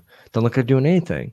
Yeah. Nothing special. I mean, yeah, some of the little guys are inverting and they're doing some stuff like that. But like, you know, some of these heavyweights, I'm impressed with like how they pass guard. You know, like Chewy's one of those guys that like, I'm always impressed with how he passes guard. You know, how like mobile he is. Super dynamic, athletic, bigger dude, right? It's just interesting to see that. And you know, it's just cool how somebody's body adapts to jiu-jitsu as well to be able to do these crazy movements and passes. And I rewatched Hodger versus Rafael Lovato, I think in either 2008 or 2009 Worlds. And it was the most basic judo and jiu-jitsu you've ever seen. He just got him with an outside trip, boom, passes half guard, side control, full mount, cross collar. And you're looking at him and it's like, I can do everything that Roger Gracie just did there. I know how to do an outside trip. I know how to pass half guard. I know how to hold side control. But I can't do anything that Roger Gracie just did there. The level that he does these basics are just so much better, you know? Like, it's precise. The precision and the level that he does it, it's mind-blowing, mind-boggling. Precision, timing, and just, you know, he just knowing when to go, when not to go. It's just, it is incredible. Like, you know, but you watch like ADCC and, you know, more wrestling based. I think was it Worlds, and it was a gi that you with Rafael, or Rafael, or Rafael, whatever he's Mexican, I guess. Yeah, it was. Yeah, so you know, I think gi is cool. I mean, it's a little less dynamic as far as like, you know, the athleticism. I feel like you could be a little less athletic in the gi. I feel like, I mean, it's very important to be, you know, athletic as well. That's never going to be, but you know, in no gi, it's just like guys that are super athletic that can kind of, you can't really hold on to them as easily. You can't slow them down as easily. And it's, that's where you get these athletes really shine. And like, ADCC, they're doing a lot of movement, a lot of crazy, and again, a lot of wrestling. You saw wrestling be a huge part of ADCC. Something we hadn't seen before, Oh yeah. Lucas Barbosa, probably the biggest freak of all freak athletes. Yeah. He probably also has a really good hormone doctor as well. And man, but whatever. Acai. I think you have to, man. I think, whether it's right, whether it's wrong, you be the judge. If you're going to compete at that level, you got to. If you're going to be training 7 days a week, 14 times a week. Remember, we used to tell Jacob Couch, we're like, dude, you're young. Get on the juice. You got no family. You got nothing to live for. Just do jiu-jitsu and juice. Yeah, that's tricky, man, with the young kid, though. You might fuck their hormones up, and then they'll have to be on that. He'll be all right. He grew up drinking Mountain Dew, living in Hazard. Yeah. His hormones already fucked up, so. Yeah, he'll live through anything. Man, but I think that when you train at that level, you got to have something. Some of it's genetics, but if you're trained that hard, some of these guys train 5, 6, 7 days a week, 2, 3 days, sleeping at the gym. A lot of them are poor. They ain't got a lot of money. They're eating shitty food, they're, your body can do that, and it can help you to an extent. But it's going to break down. You see some of these guys slowing down eventually. And again, if you take steroids or whatever, I'm not saying anybody does or doesn't. I don't care. If you're gonna outlaw it, or if it's illegal, test everybody. Right. If you're gonna test some people, you got to be consistent. I think people should be on the same playing field. They should be level. But again, jiu-jitsu is still kind of new. So they're still figuring that out. There's more money in jiu-jitsu. There's not. You can't test everybody. Be realistic. You got people that can enter in I guess at Worlds. Anybody now. Black belts think they're limiting it, right? I think you have to have certain points. Yeah. But before, anybody could enter. You got anybody going against anybody. So you have to it's becoming more of a sport. It's becoming more, there's going to be more rules. Probably they're going to be more stringent on certain things, but are steroids bad? Would I take steroids if I was injured? Maybe, you got guys that are super old. I always think about Anderson Silva. He got popped for steroids, right? When he broke his leg. Right. 40-something years old. He doesn't look like he's on steroids, and I don't believe that he was. But I think that when he was trying to recover, I think he did that to help his recovery, because you got to think about it. Taking steroids is going to help you build more muscle quicker. When you're 42, man, it's hard to put that muscle back on. Right. It's hard to put that strength back. And I think they should have exemptions. Like if you're injured, you should have a window where you could take steroids. It has to be out of your system after a while, but I think they should let guys take steroids for recovery. Like if they're recovering for something serious. I don't know, but some people agree and some people won't. But again, you want to try to keep it as fair as possible. But is it fair if somebody trains with, Marcelo Garcia and somebody trains a freaking, a no-name gym? Oh yeah. That's not fair either. The skill level is going to be completely different. No amount of steroids is going to help you then. No, man. So, it's all I don't know. If we want to do what we want to do forever, for as long as possible at the highest level, it might be something. Yeah, we noticed during all this COVID-19 that Ethan has gotten stronger and wears tank tops a lot more. So we're suspicious. How about, bro? On his activity. What tank top do you have on? Oh, well, Justin Court. Hopefully Justin Court's watching. Yeah, there you go. I got one of those. Yes. Do you, man? But he's gonna drug test you before you come back. So just be careful. Dang it. So, for COVID, Silva was busted for old school steroids, man. Temazepam and drostanolone. Yeah, it's like some old school stuff. Like now, dude, people are taking like growth hormone, HGH, TRT, and a lot of guys take TRT now. And I don't think is it cheating if your testosterone levels are terrible? If you're older, No, I don't no, think I so. think I'm all for it. I don't think there's anything wrong with it, honestly. Yeah, Like if you're make it more affordable. I mean, there's risks, obviously. Like there's a risk that Mhm. I think there's some cancers that I think you can get, or you're more likely to get. You're higher risk, but I mean, look again. If you're like Vitor Belfort, everybody talks about TRT Vitor, who's a monster. I mean, but you see what his body looked like, right? Yeah, The dude was on steroids for a very long time at a young age, and well, yeah, he had to be on TRT because he couldn't produce the hormones, Yeah. but he wasn't on the regular dose of TRT, man. You got traps Yeah. up to your ears, dude. Like that's my favorite Vitor. Scariest Scary. dude. Could have beat anybody. Yeah, Could have beat Anderson, I think, if that Vitor fought Anderson. And those were different times. I think Anderson was. I don't think I he was think a Anderson champ. had just lost his belt. Yeah. Something like that. He was scary, dude. Could have beat anybody. But like again, that's a lot of enhancement that shouldn't probably be there. But there's everybody's going to take advantage of certain things. I think if there's a way to take advantage, some people will. Yeah. That's on you, man. I feel like that's one thing that needs to be less stigmatized. Because everybody's on them. Almost every professional athlete is going to be on some sort of exogenous hormone.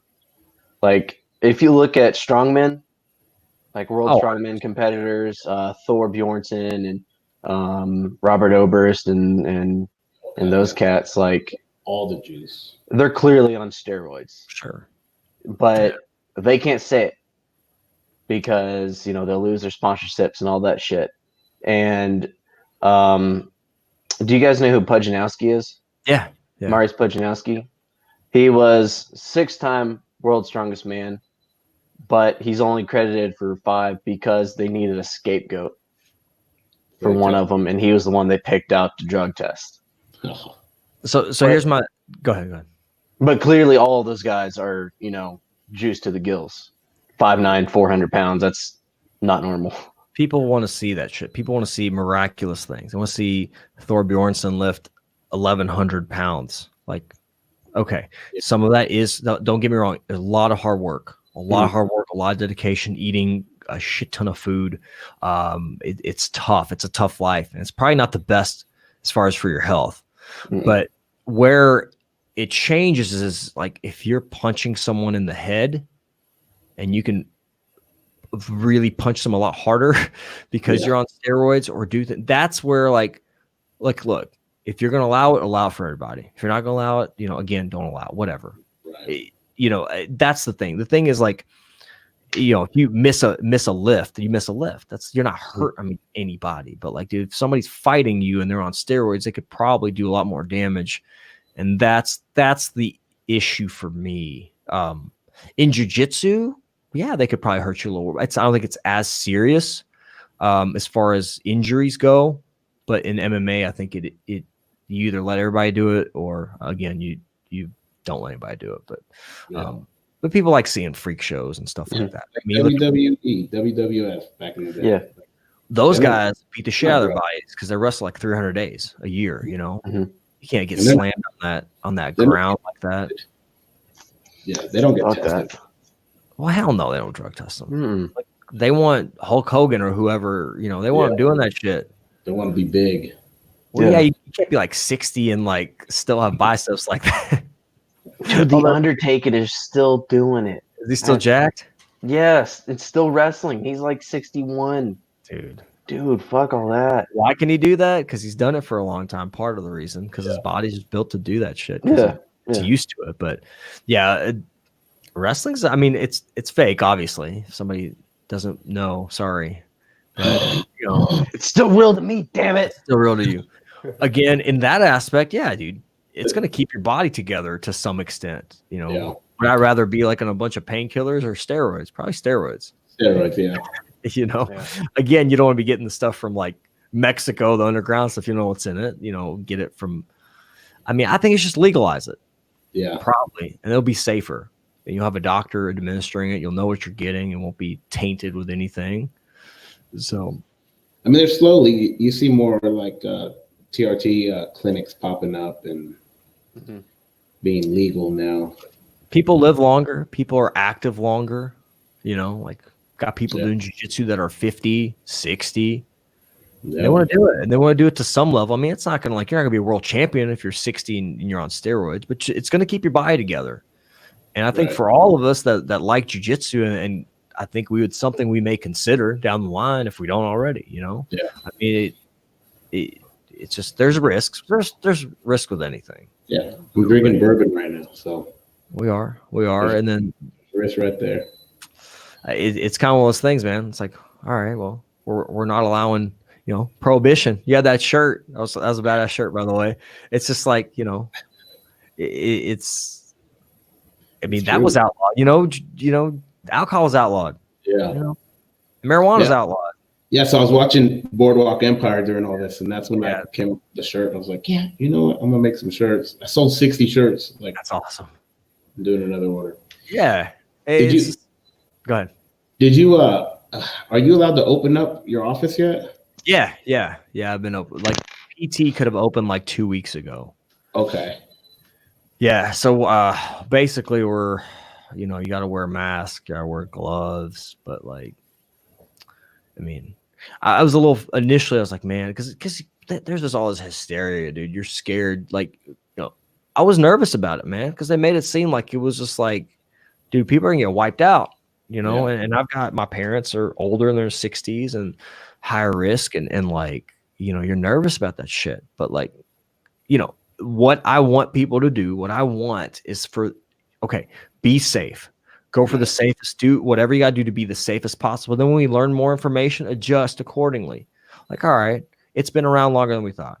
It's not as, people aren't getting as sick, or they're not as many. Okay, great. Still be careful, still take precautions, but like, let's start to like move shit along, that's fine. I don't blame anybody for like, they shut the government or they shut down everything. That's what thought was best. Right. I think that's the better scenario than they not shut anything down, and it would have been way worse. Do you know what I'm saying? Like, I'd rather be wrong. I'd rather the government was wrong in this capacity by being too cautious versus not enough, caution. But then, telling people to close their businesses and stuff, I mean, it should be their choice. It's like, tough, everybody's an adult, right? Like, right. Adam, if you say, man, my gym's open, here's the risks. You're an adult. You make your own decision on whether you want to come or not. Right. You figure that shit out. It's on you, right? You have responsibility. These are the risks. You're willing to take these risks? Right. Come on in. I'm here for you. I'm here to serve you. It's exactly how I feel. It's optional. Like, I have to go to Kroger. I have to go in there to get groceries for my family. And I see everybody in our town in there that I would see at the antique store, at the ice cream shop. I would see at my gym, at the fitness gym. I see all the same people. We're still in the same rotation, all at Kroger in our little town. So, yeah, I'm ready to open up. If people want to come train, they can come train. No one's, forced to come train. Are y'all doing June 1st? Yeah. What capacity are you guys opening in? Like, with my kids program, I already have 2 separate kids program, and I'm chopping those up in half. And we're just the first 2 weeks, just the kids, just kind of strength and conditioning classes for them, kind of like our warm-ups. We do like a 20-minute kid warm-up anyway. So we're just going to make it a 30-minute warm-up, half hour in and out. And I got, probably the majority of our kids, they're ready to start back. I still have a handful that their parents aren't ready yet, and there's no rush, Nothing wrong with that, man. No, but the majority of our adults, I think all our adults except the ones we have to watch out, like Ethan's father-in-law, he's got Lyme disease. He's in his 40s. He's got to be very careful, so he's playing it safe. I think it's more of his wife. I think he's a rodeo cowboy, ride bulls and stuff. He's ready to come train, but his wife's like, no. And that's all right. Like, respect everybody's decision. You're not a punk if you want to come. You're not a punk if you don't want to come, dude. It's you. Respect everybody. Exactly. Support people if they want to do it. Support people if they don't. Yeah. Like, if people are quote unquote training right now when they're not supposed to be, I support you. I'm not looking at anybody. I'm just saying. I support you. You know what I'm saying? Like, do your thing. Like, the risks. You're an adult. That's how we've been. I mean, the first couple weeks I played it kind of, low, and I just been going off like, kind of just watching numbers and my circle of people and outside my circle, their circles. But we've all been meeting, we like the last couple of weeks, we go up to our buddy's farm. There's probably like 16, 20 of us from the gym. Some of us rolled there because he's got it matted out in his yard. And some of us went and chilled in the hot tub pool, watched fights. Like, we've been mixing it up. We're over it, like we have to be careful, to the elders. And if anyone sees their parents or something, but my family's not around here, they're in California. My parents are kind of like me too, that they're 75 and they're pissed off because they can't go salsa dancing. They shut that down. My dad was pissed off because the junkyard was shut down for the first month, and then it opened up. Like, they want to be out. They don't want. Where are they in California? Northern California. Yeah, so they're on. So what they did to them too was, if you were over 60 something and worked even an essential job, they made you stay home. And so my mom's a teacher and a director at a school, and she was really pissed that they forced her to stay home. She was so angry. Yeah, I mean, I don't know. You can think about conspiracy theories and stuff. Those are rampant. I don't have the energy to think about that shit. I feel like, let's everybody be decent to each other, man, and play it by ear. Like, the more information we know, let's adjust. Let's not do the shit we were doing a month ago if that's not necessary. I mean, you can't have jiu-jitsu gyms doing social distancing. There's no such thing.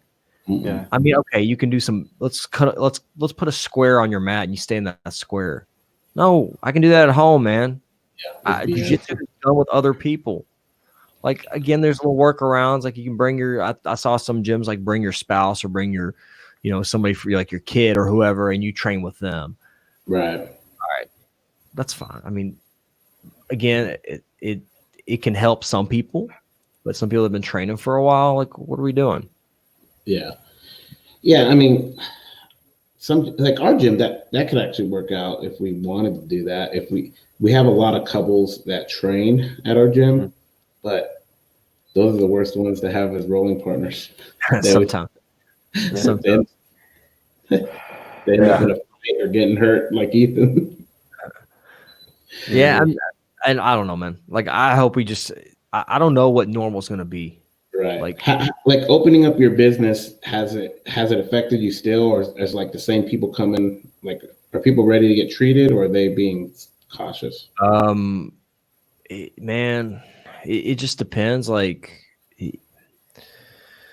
some people, yeah, like some people just kind of like, with a lot of it, more of it than anything is financial. Like, people aren't working, they're not making money. Like, financially, it's like, it's challenging. Like, dude, we own, this is my wife and I's business, right? We own the building. It's since, we got 2 mortgages. We got to rock 2 mortgages out. Like, dude, you can't just not want my wife's self-employed, man. And she's a beast. She's got a well-established practice. She's a massage therapist. She's really good at what she does. But like, dude, like, she's got employees that are like, oh, we ain't coming back. Well, we're gonna, because some people make more money on unemployment. Right. I'm not saying you don't, I don't know, but some people do. I've heard that shit. Some people that work jobs that they don't make as much money, and then they got put on unemployment, dude, and they're like, oh, I don't want to come back. Yeah, I know people that they're getting $350 a week on unemployment plus the $600 a week for that extra thing. So they're used to taking home $500 a week. Now they're taking home like $700. Last would sit back and chill, right? Right. Mm-hmm. Here's the danger: you're gonna milk that shit for all it's worth, and then when it runs out in July and you're ready to come back, you're gonna have a job. because that your business might be closed. They're not going to be hiring, whatever, man. It's just like, all right, we do what's best. Try to do what's best, but like, dude, let's go. We got to get moving because none of us are going to have jobs. There's like food shortages. People are like losing their businesses. People are struggling. Like, let's do it. Let's do it for each other. Like support your gyms, support these businesses if you can. Like there's nothing against you if you can't keep supporting your gym and all that, but support these people because you want to have somewhere to come back to, man. Mm-hmm. Yeah, I think a lot of these people that are freaking out over opening up so soon are completely either ignorant or don't want to realize the economic repercussions that'll come from this. Oh yeah, we're already going to be hit hard. Yeah, world trade is down 27% over the last 2 months. When during the Great Depression it was down 50%. So we're heading straight towards another depression very soon if we stay closed any longer. Yeah, but I mean, I feel like things are. It's going to be a growth. It's going to be an adjustment. It has to be. Like we're not just going to everybody's not going to forget. But yeah, you're right, Adam. You're right, man. People are getting tired of shit. They're tired of it. Tired of being like forced to stay home. Like, God, my kids are going nuts. I got a 4-year-old and a 2-year-old, man. They were just like, it wasn't like peaceful at my house. Let me tell you, man. It's like I couldn't get shit done. Like I'm just trying to wrangle them, man. But some people they're quiet, home. They're chilling, making unemployment. That's cool. Get your break, but when it's time, come back and let's get ready. Let's get after it. Yeah, so I have the kiddos home all day, all the time. When I go to noon class, they come with me. I set them up, and I get to train, and they're with me all the time. And so the wife's home now, and she'll start popping off in the morning, like, "Hey, let's do this." I was like, "Hey, we have a schedule here. Like they know it's daddy's time until 10:30. You don't come bothering me. I got to catch up on some of my shows." Yeah. I told her, I was like, this ain't a lifestyle people are used to. I got to teach you, like slow down. Like, yeah, it's, not having childcare is a crazy thing, man. Like I've had to change up my schedule. Like, I don't even know if I'm going to be able to come back and train because basically we don't have childcare at all. Like I have to adjust my schedule to work longer days and my wife has, so we basically alternate days. Like that's why because my parents are still kind of social distancing themselves, because they're high risk. And and that's cool. Like we got this, we'll make it work, but man, it's a grind. It's going to be tough. Like, cause I'm itching to get back, but I'm like, I already see the writing on the wall. I can't, there's no way in hell unless I'm taking both my little kids to sit, and while I train, it's just not going to happen. Mm-hmm. So for me, I'm like, shit, dude, let's get childcare going so I can, get back. Yeah, they're opening up all this stuff and they're forgetting about childcare. So people can't, even the ones that eager to get back to work, they can't yet. They have to hang out with their kiddos. Little kids, man, are just like the nastiest little people. We're getting them to wash their hands. I'm like, wash your fucking hands. Like, no, I feel like they're, that's the worst thing. I'm like, wash your hands. I mean, but dude, they're on everything. You know what I'm saying? They touch everything. Everything's in their mouth. So if they get sick, you're going to get sick. So my immune system is legit. It's good. The other day we were at my brother's house and my nephew, who's about 2 years old, they were playing outside, and you know how sometimes little boys will just drop trout and go piss. They will. They learn that from their father usually. Yeah, but I mean, that's a little kid game. Then you get yelled at by everyone for teaching them. Except for this time, he didn't go piss. Mm-hmm. He dropped a deuce? He dropped a deuce right on the sidewalk. Nasty kid, bro. Uncle Ethan? Not Uncle Ethan. That's for sure. Danielle just sat there in shock. Like, you can't stop him once he's already started. Gotta kind of let it happen. It's not healthy for a physical therapist. You do not stop a bowel movement I'm kidding. Yeah. Hey, what were you doing at family's house, bro? It's socially distancing together. This guy.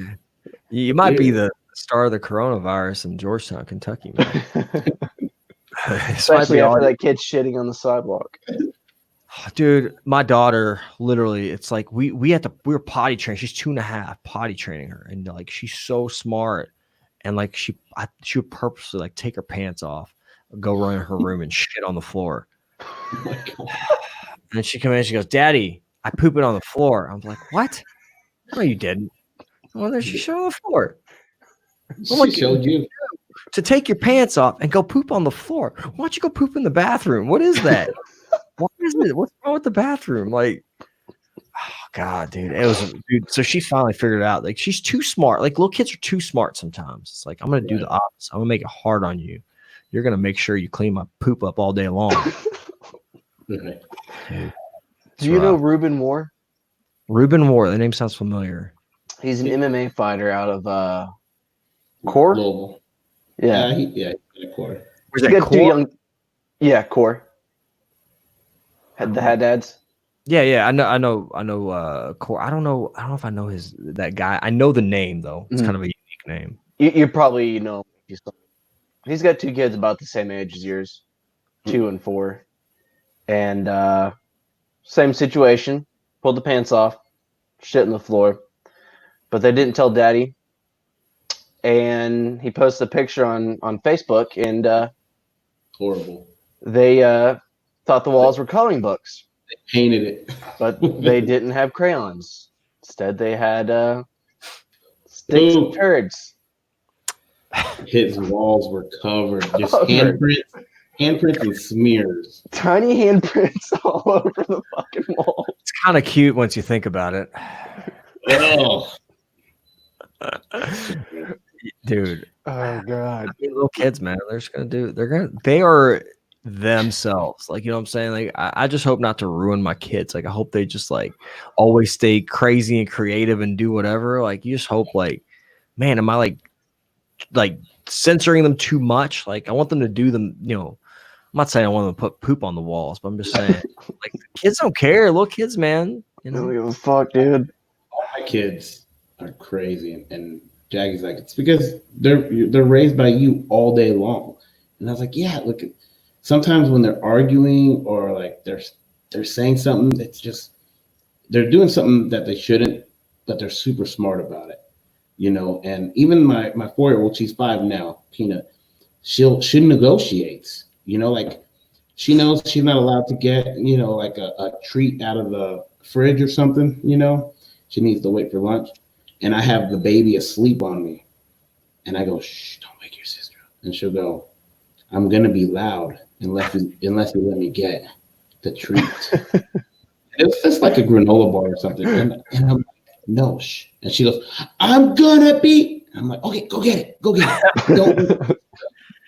And I'm like, this little shit. She's done this to me, you know, every day. She knows. It's like she comes out of her room just knowing that the baby's asleep on me, and then I can see her just smirking at me from the top of the steps, coming down the steps, like, I want a treat. And I'm like, no.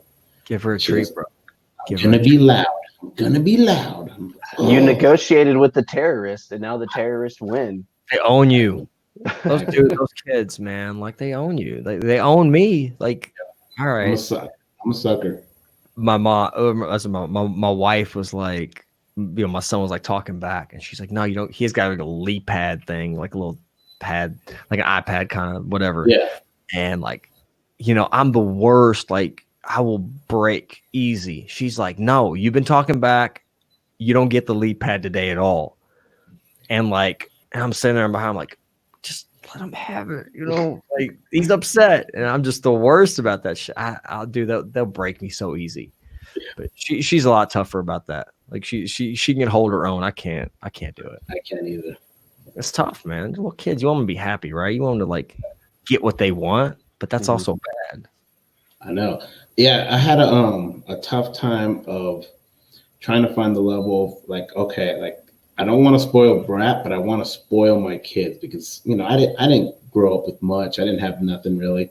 And now that I do and I have some money, it's like I need to buy them something. I want this for them. I want that, you know. And it's funny because my wife's like, no, you don't do that. You can't, just keep buying them stuff. And I'm like, they didn't even ask. I just wanted to buy that for them. She's like, that's the worst thing. Like, they're not even asking for stuff. You're just showing up. You want your kids to have more than you did.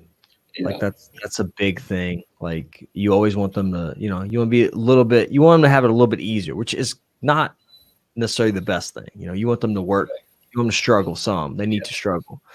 But like when you've worked hard and you've kind of put yourself in a position like you have where like, all right, I can afford to buy them a, thing here and there. I don't know. It kind of means something because you probably couldn't do that as a kid, right? When you're a kid, when something real bad, maybe your parents didn't have the money or whatever. Like my parents didn't. I mean, shit, dude, you're an immigrant coming to this country. And like my parents didn't speak the language. It's like, dude, you're hanging on to every penny you can. Yep. And, so I was like, man, I wanted a Game Boy so bad. Oh my God, I want one so bad. Never got one. Oh. Messed me up to this day. Now I can't even buy a Game Boy anymore.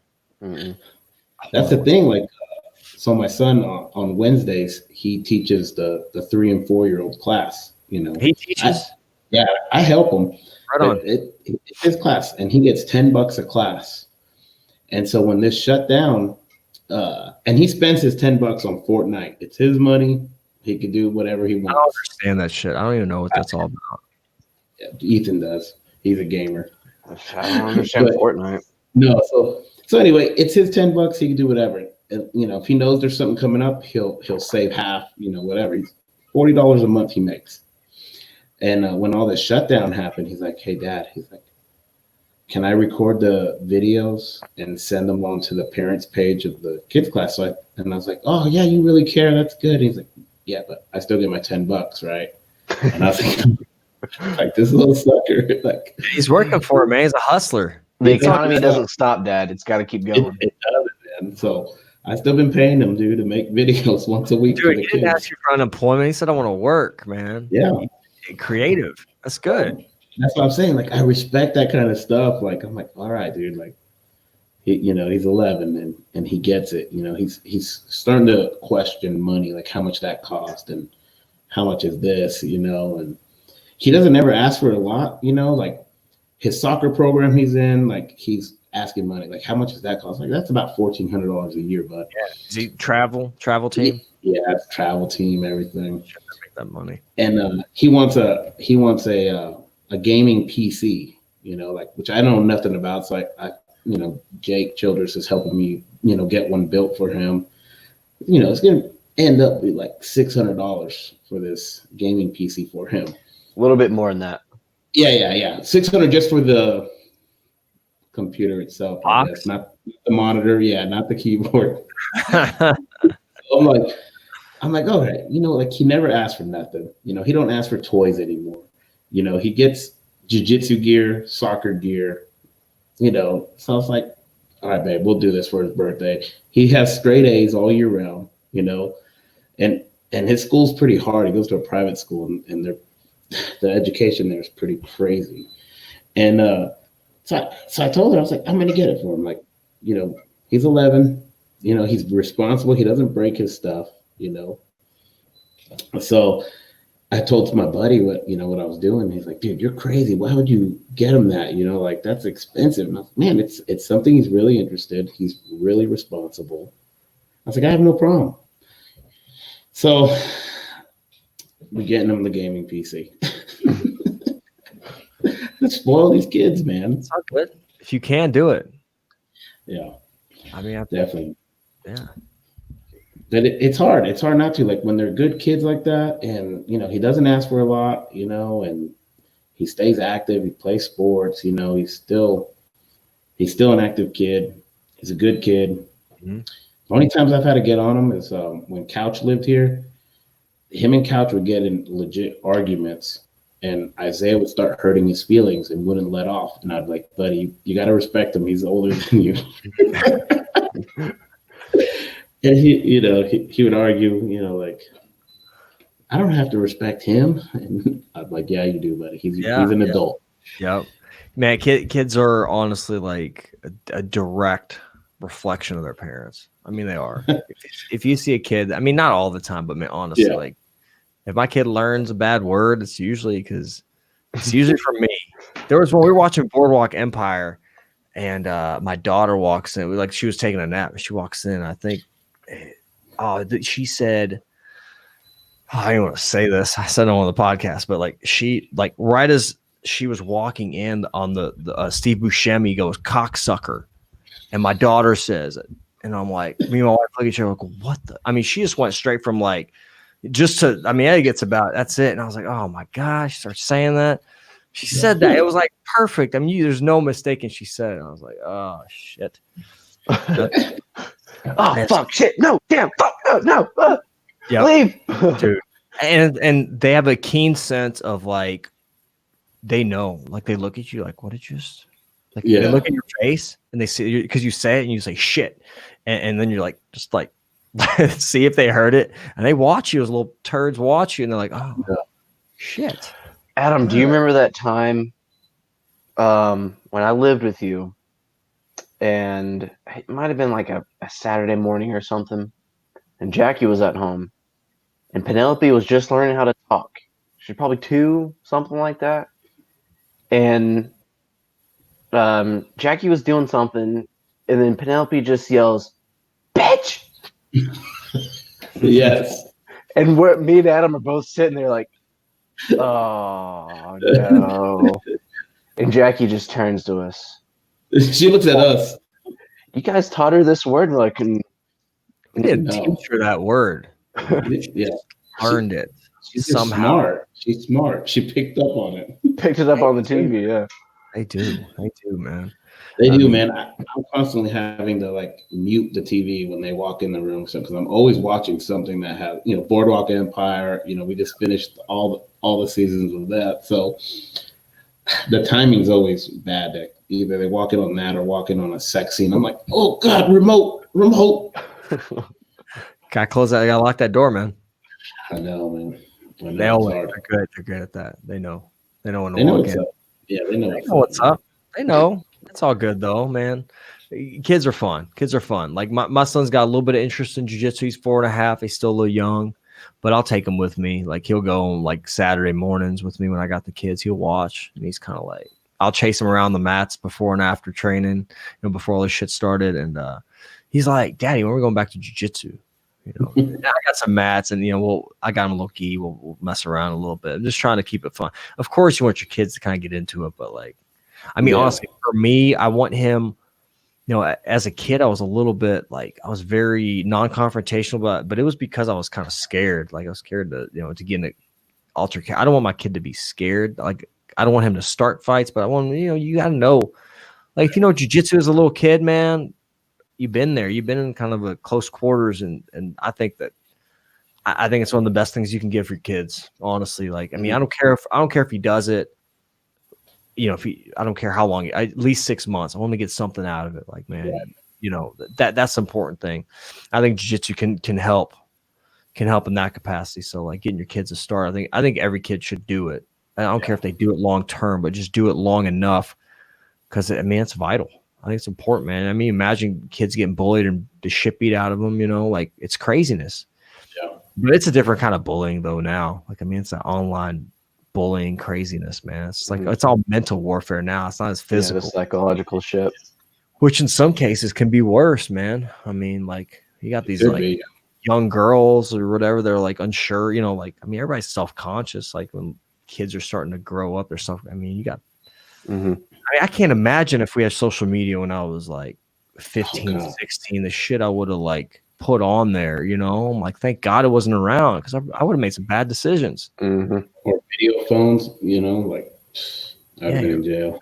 Man, it was nice, simpler times in a way, which was nice, but like, I don't know.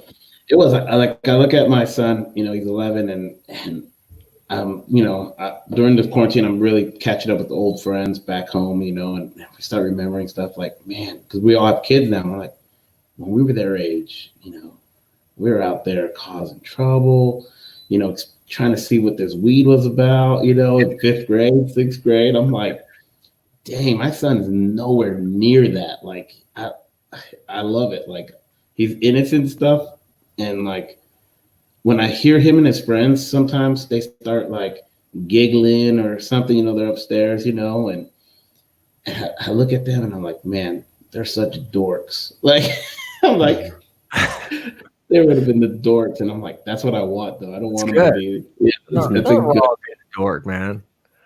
I know. It's like dorks now.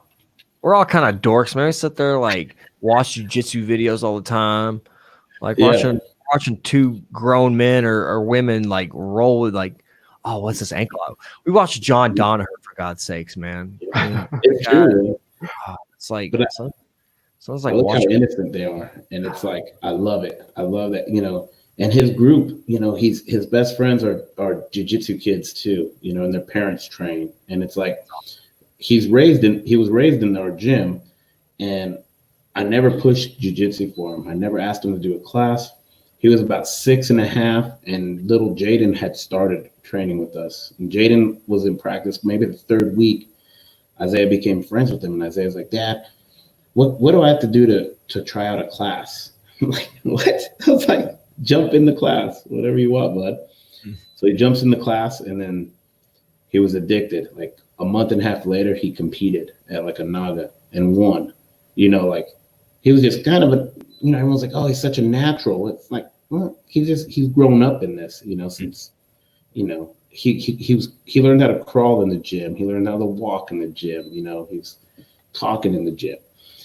So he's grown up around all this jiu-jitsu stuff, and I never had to push him or remind him like, hey, you got practice today. Hey, this, and he's found that balance. He likes jiu-jitsu, soccer. He'll jump on a wrestling team, every other year so far.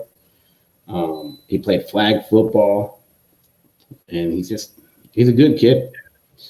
I think there's something to be said about visually like watching, being in the atmosphere too. Like just for anybody in general, like just watching. I mean, I know we can't really train, but some people are gonna come out and they're gonna be, their game's gonna hopefully elevate a little bit too.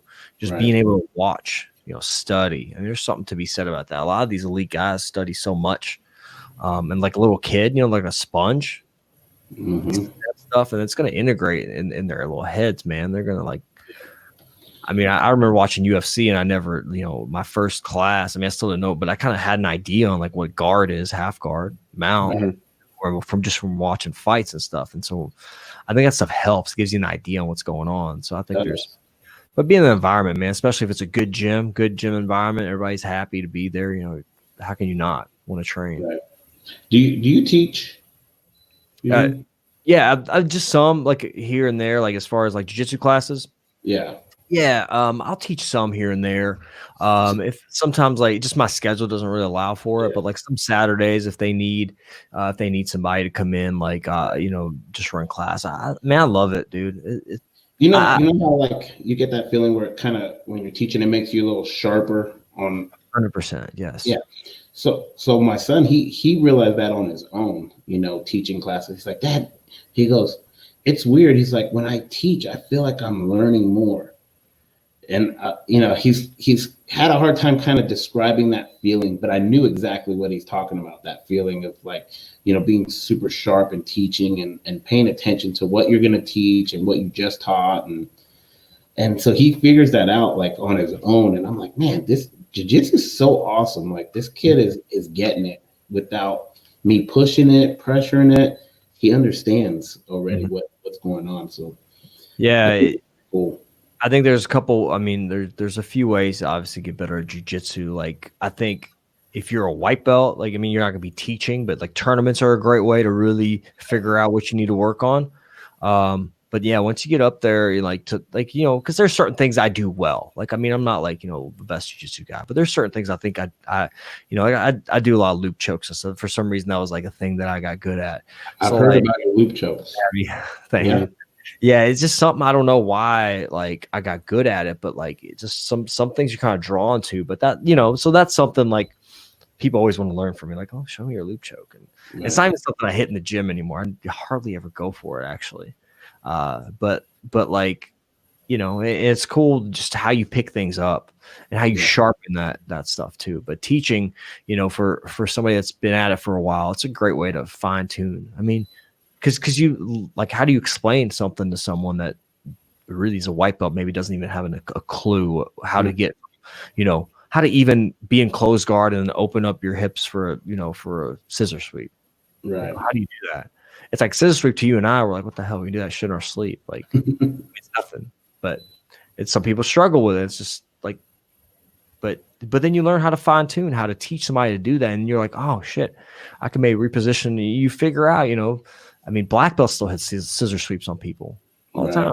Close guard. I mean, that's basic, but some people hit it because they're so good and there's nuances. And like when we have Muhammad Ali did some collar chokes and like just tweaks, nothing we never saw. But like this little tweak here, this will finish it. This little tweak here, this little position of the wrist, this little position of your hand, grip right here a little, all that stuff is the nuance. And that's how you pick some of that stuff up. Like you realize, well, you got this white belt that's doing this position or doing this choke and they just can't get it for some reason. And you realize, it's just a little bit of positioning here and there. And then all of a sudden they're hitting it. And you're like, you learn that yourself because something to you, it's innate. It's something you just did and your body naturally, learned. So it's cool, man. That's pretty dope, man. I appreciate you being on the show, man. Thanks, guys. We've been fans for a while. Dude, we appreciate the support. You guys are doing awesome as well. We enjoy listening to your podcast, man. And thank you for having me on. Thank you all for the support. We all got to be, one big jiu-jitsu community, man. We have each other's backs for sure. It's important. Yeah, I can't wait for open mats to be a normal thing again. I hope so. That's a great way. Like we talk about learning, man. It's a great way to learn. Make open mat great again. Yeah, man. Like I'm supposed to be like right now planning our big 10-year anniversary open mat.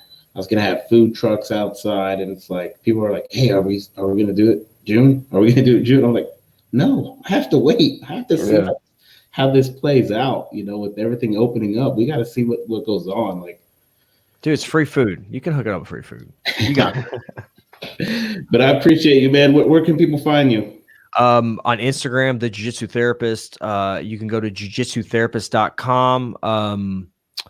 On YouTube, just look up the Jiu-Jitsu Therapist. I've got a bunch of videos and content. I've got a couple of products. I have a little jiu-jitsu warm-up product that's it's like $20, $10, something like that.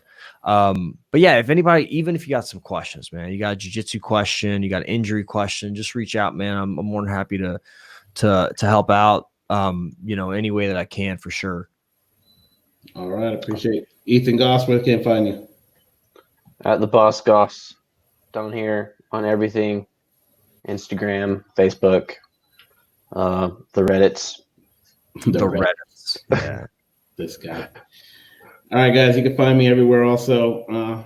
Peace out. It was good talking to you, fellas. Thank you. Thanks for having me, guys. Take care. Be safe. Thanks, bro. Peace. I'm ending the broadcast, Ethan. Eugene, you still on there? I'm still here, yeah. I'm a thanks, guys, man. Appreciate it. Y'all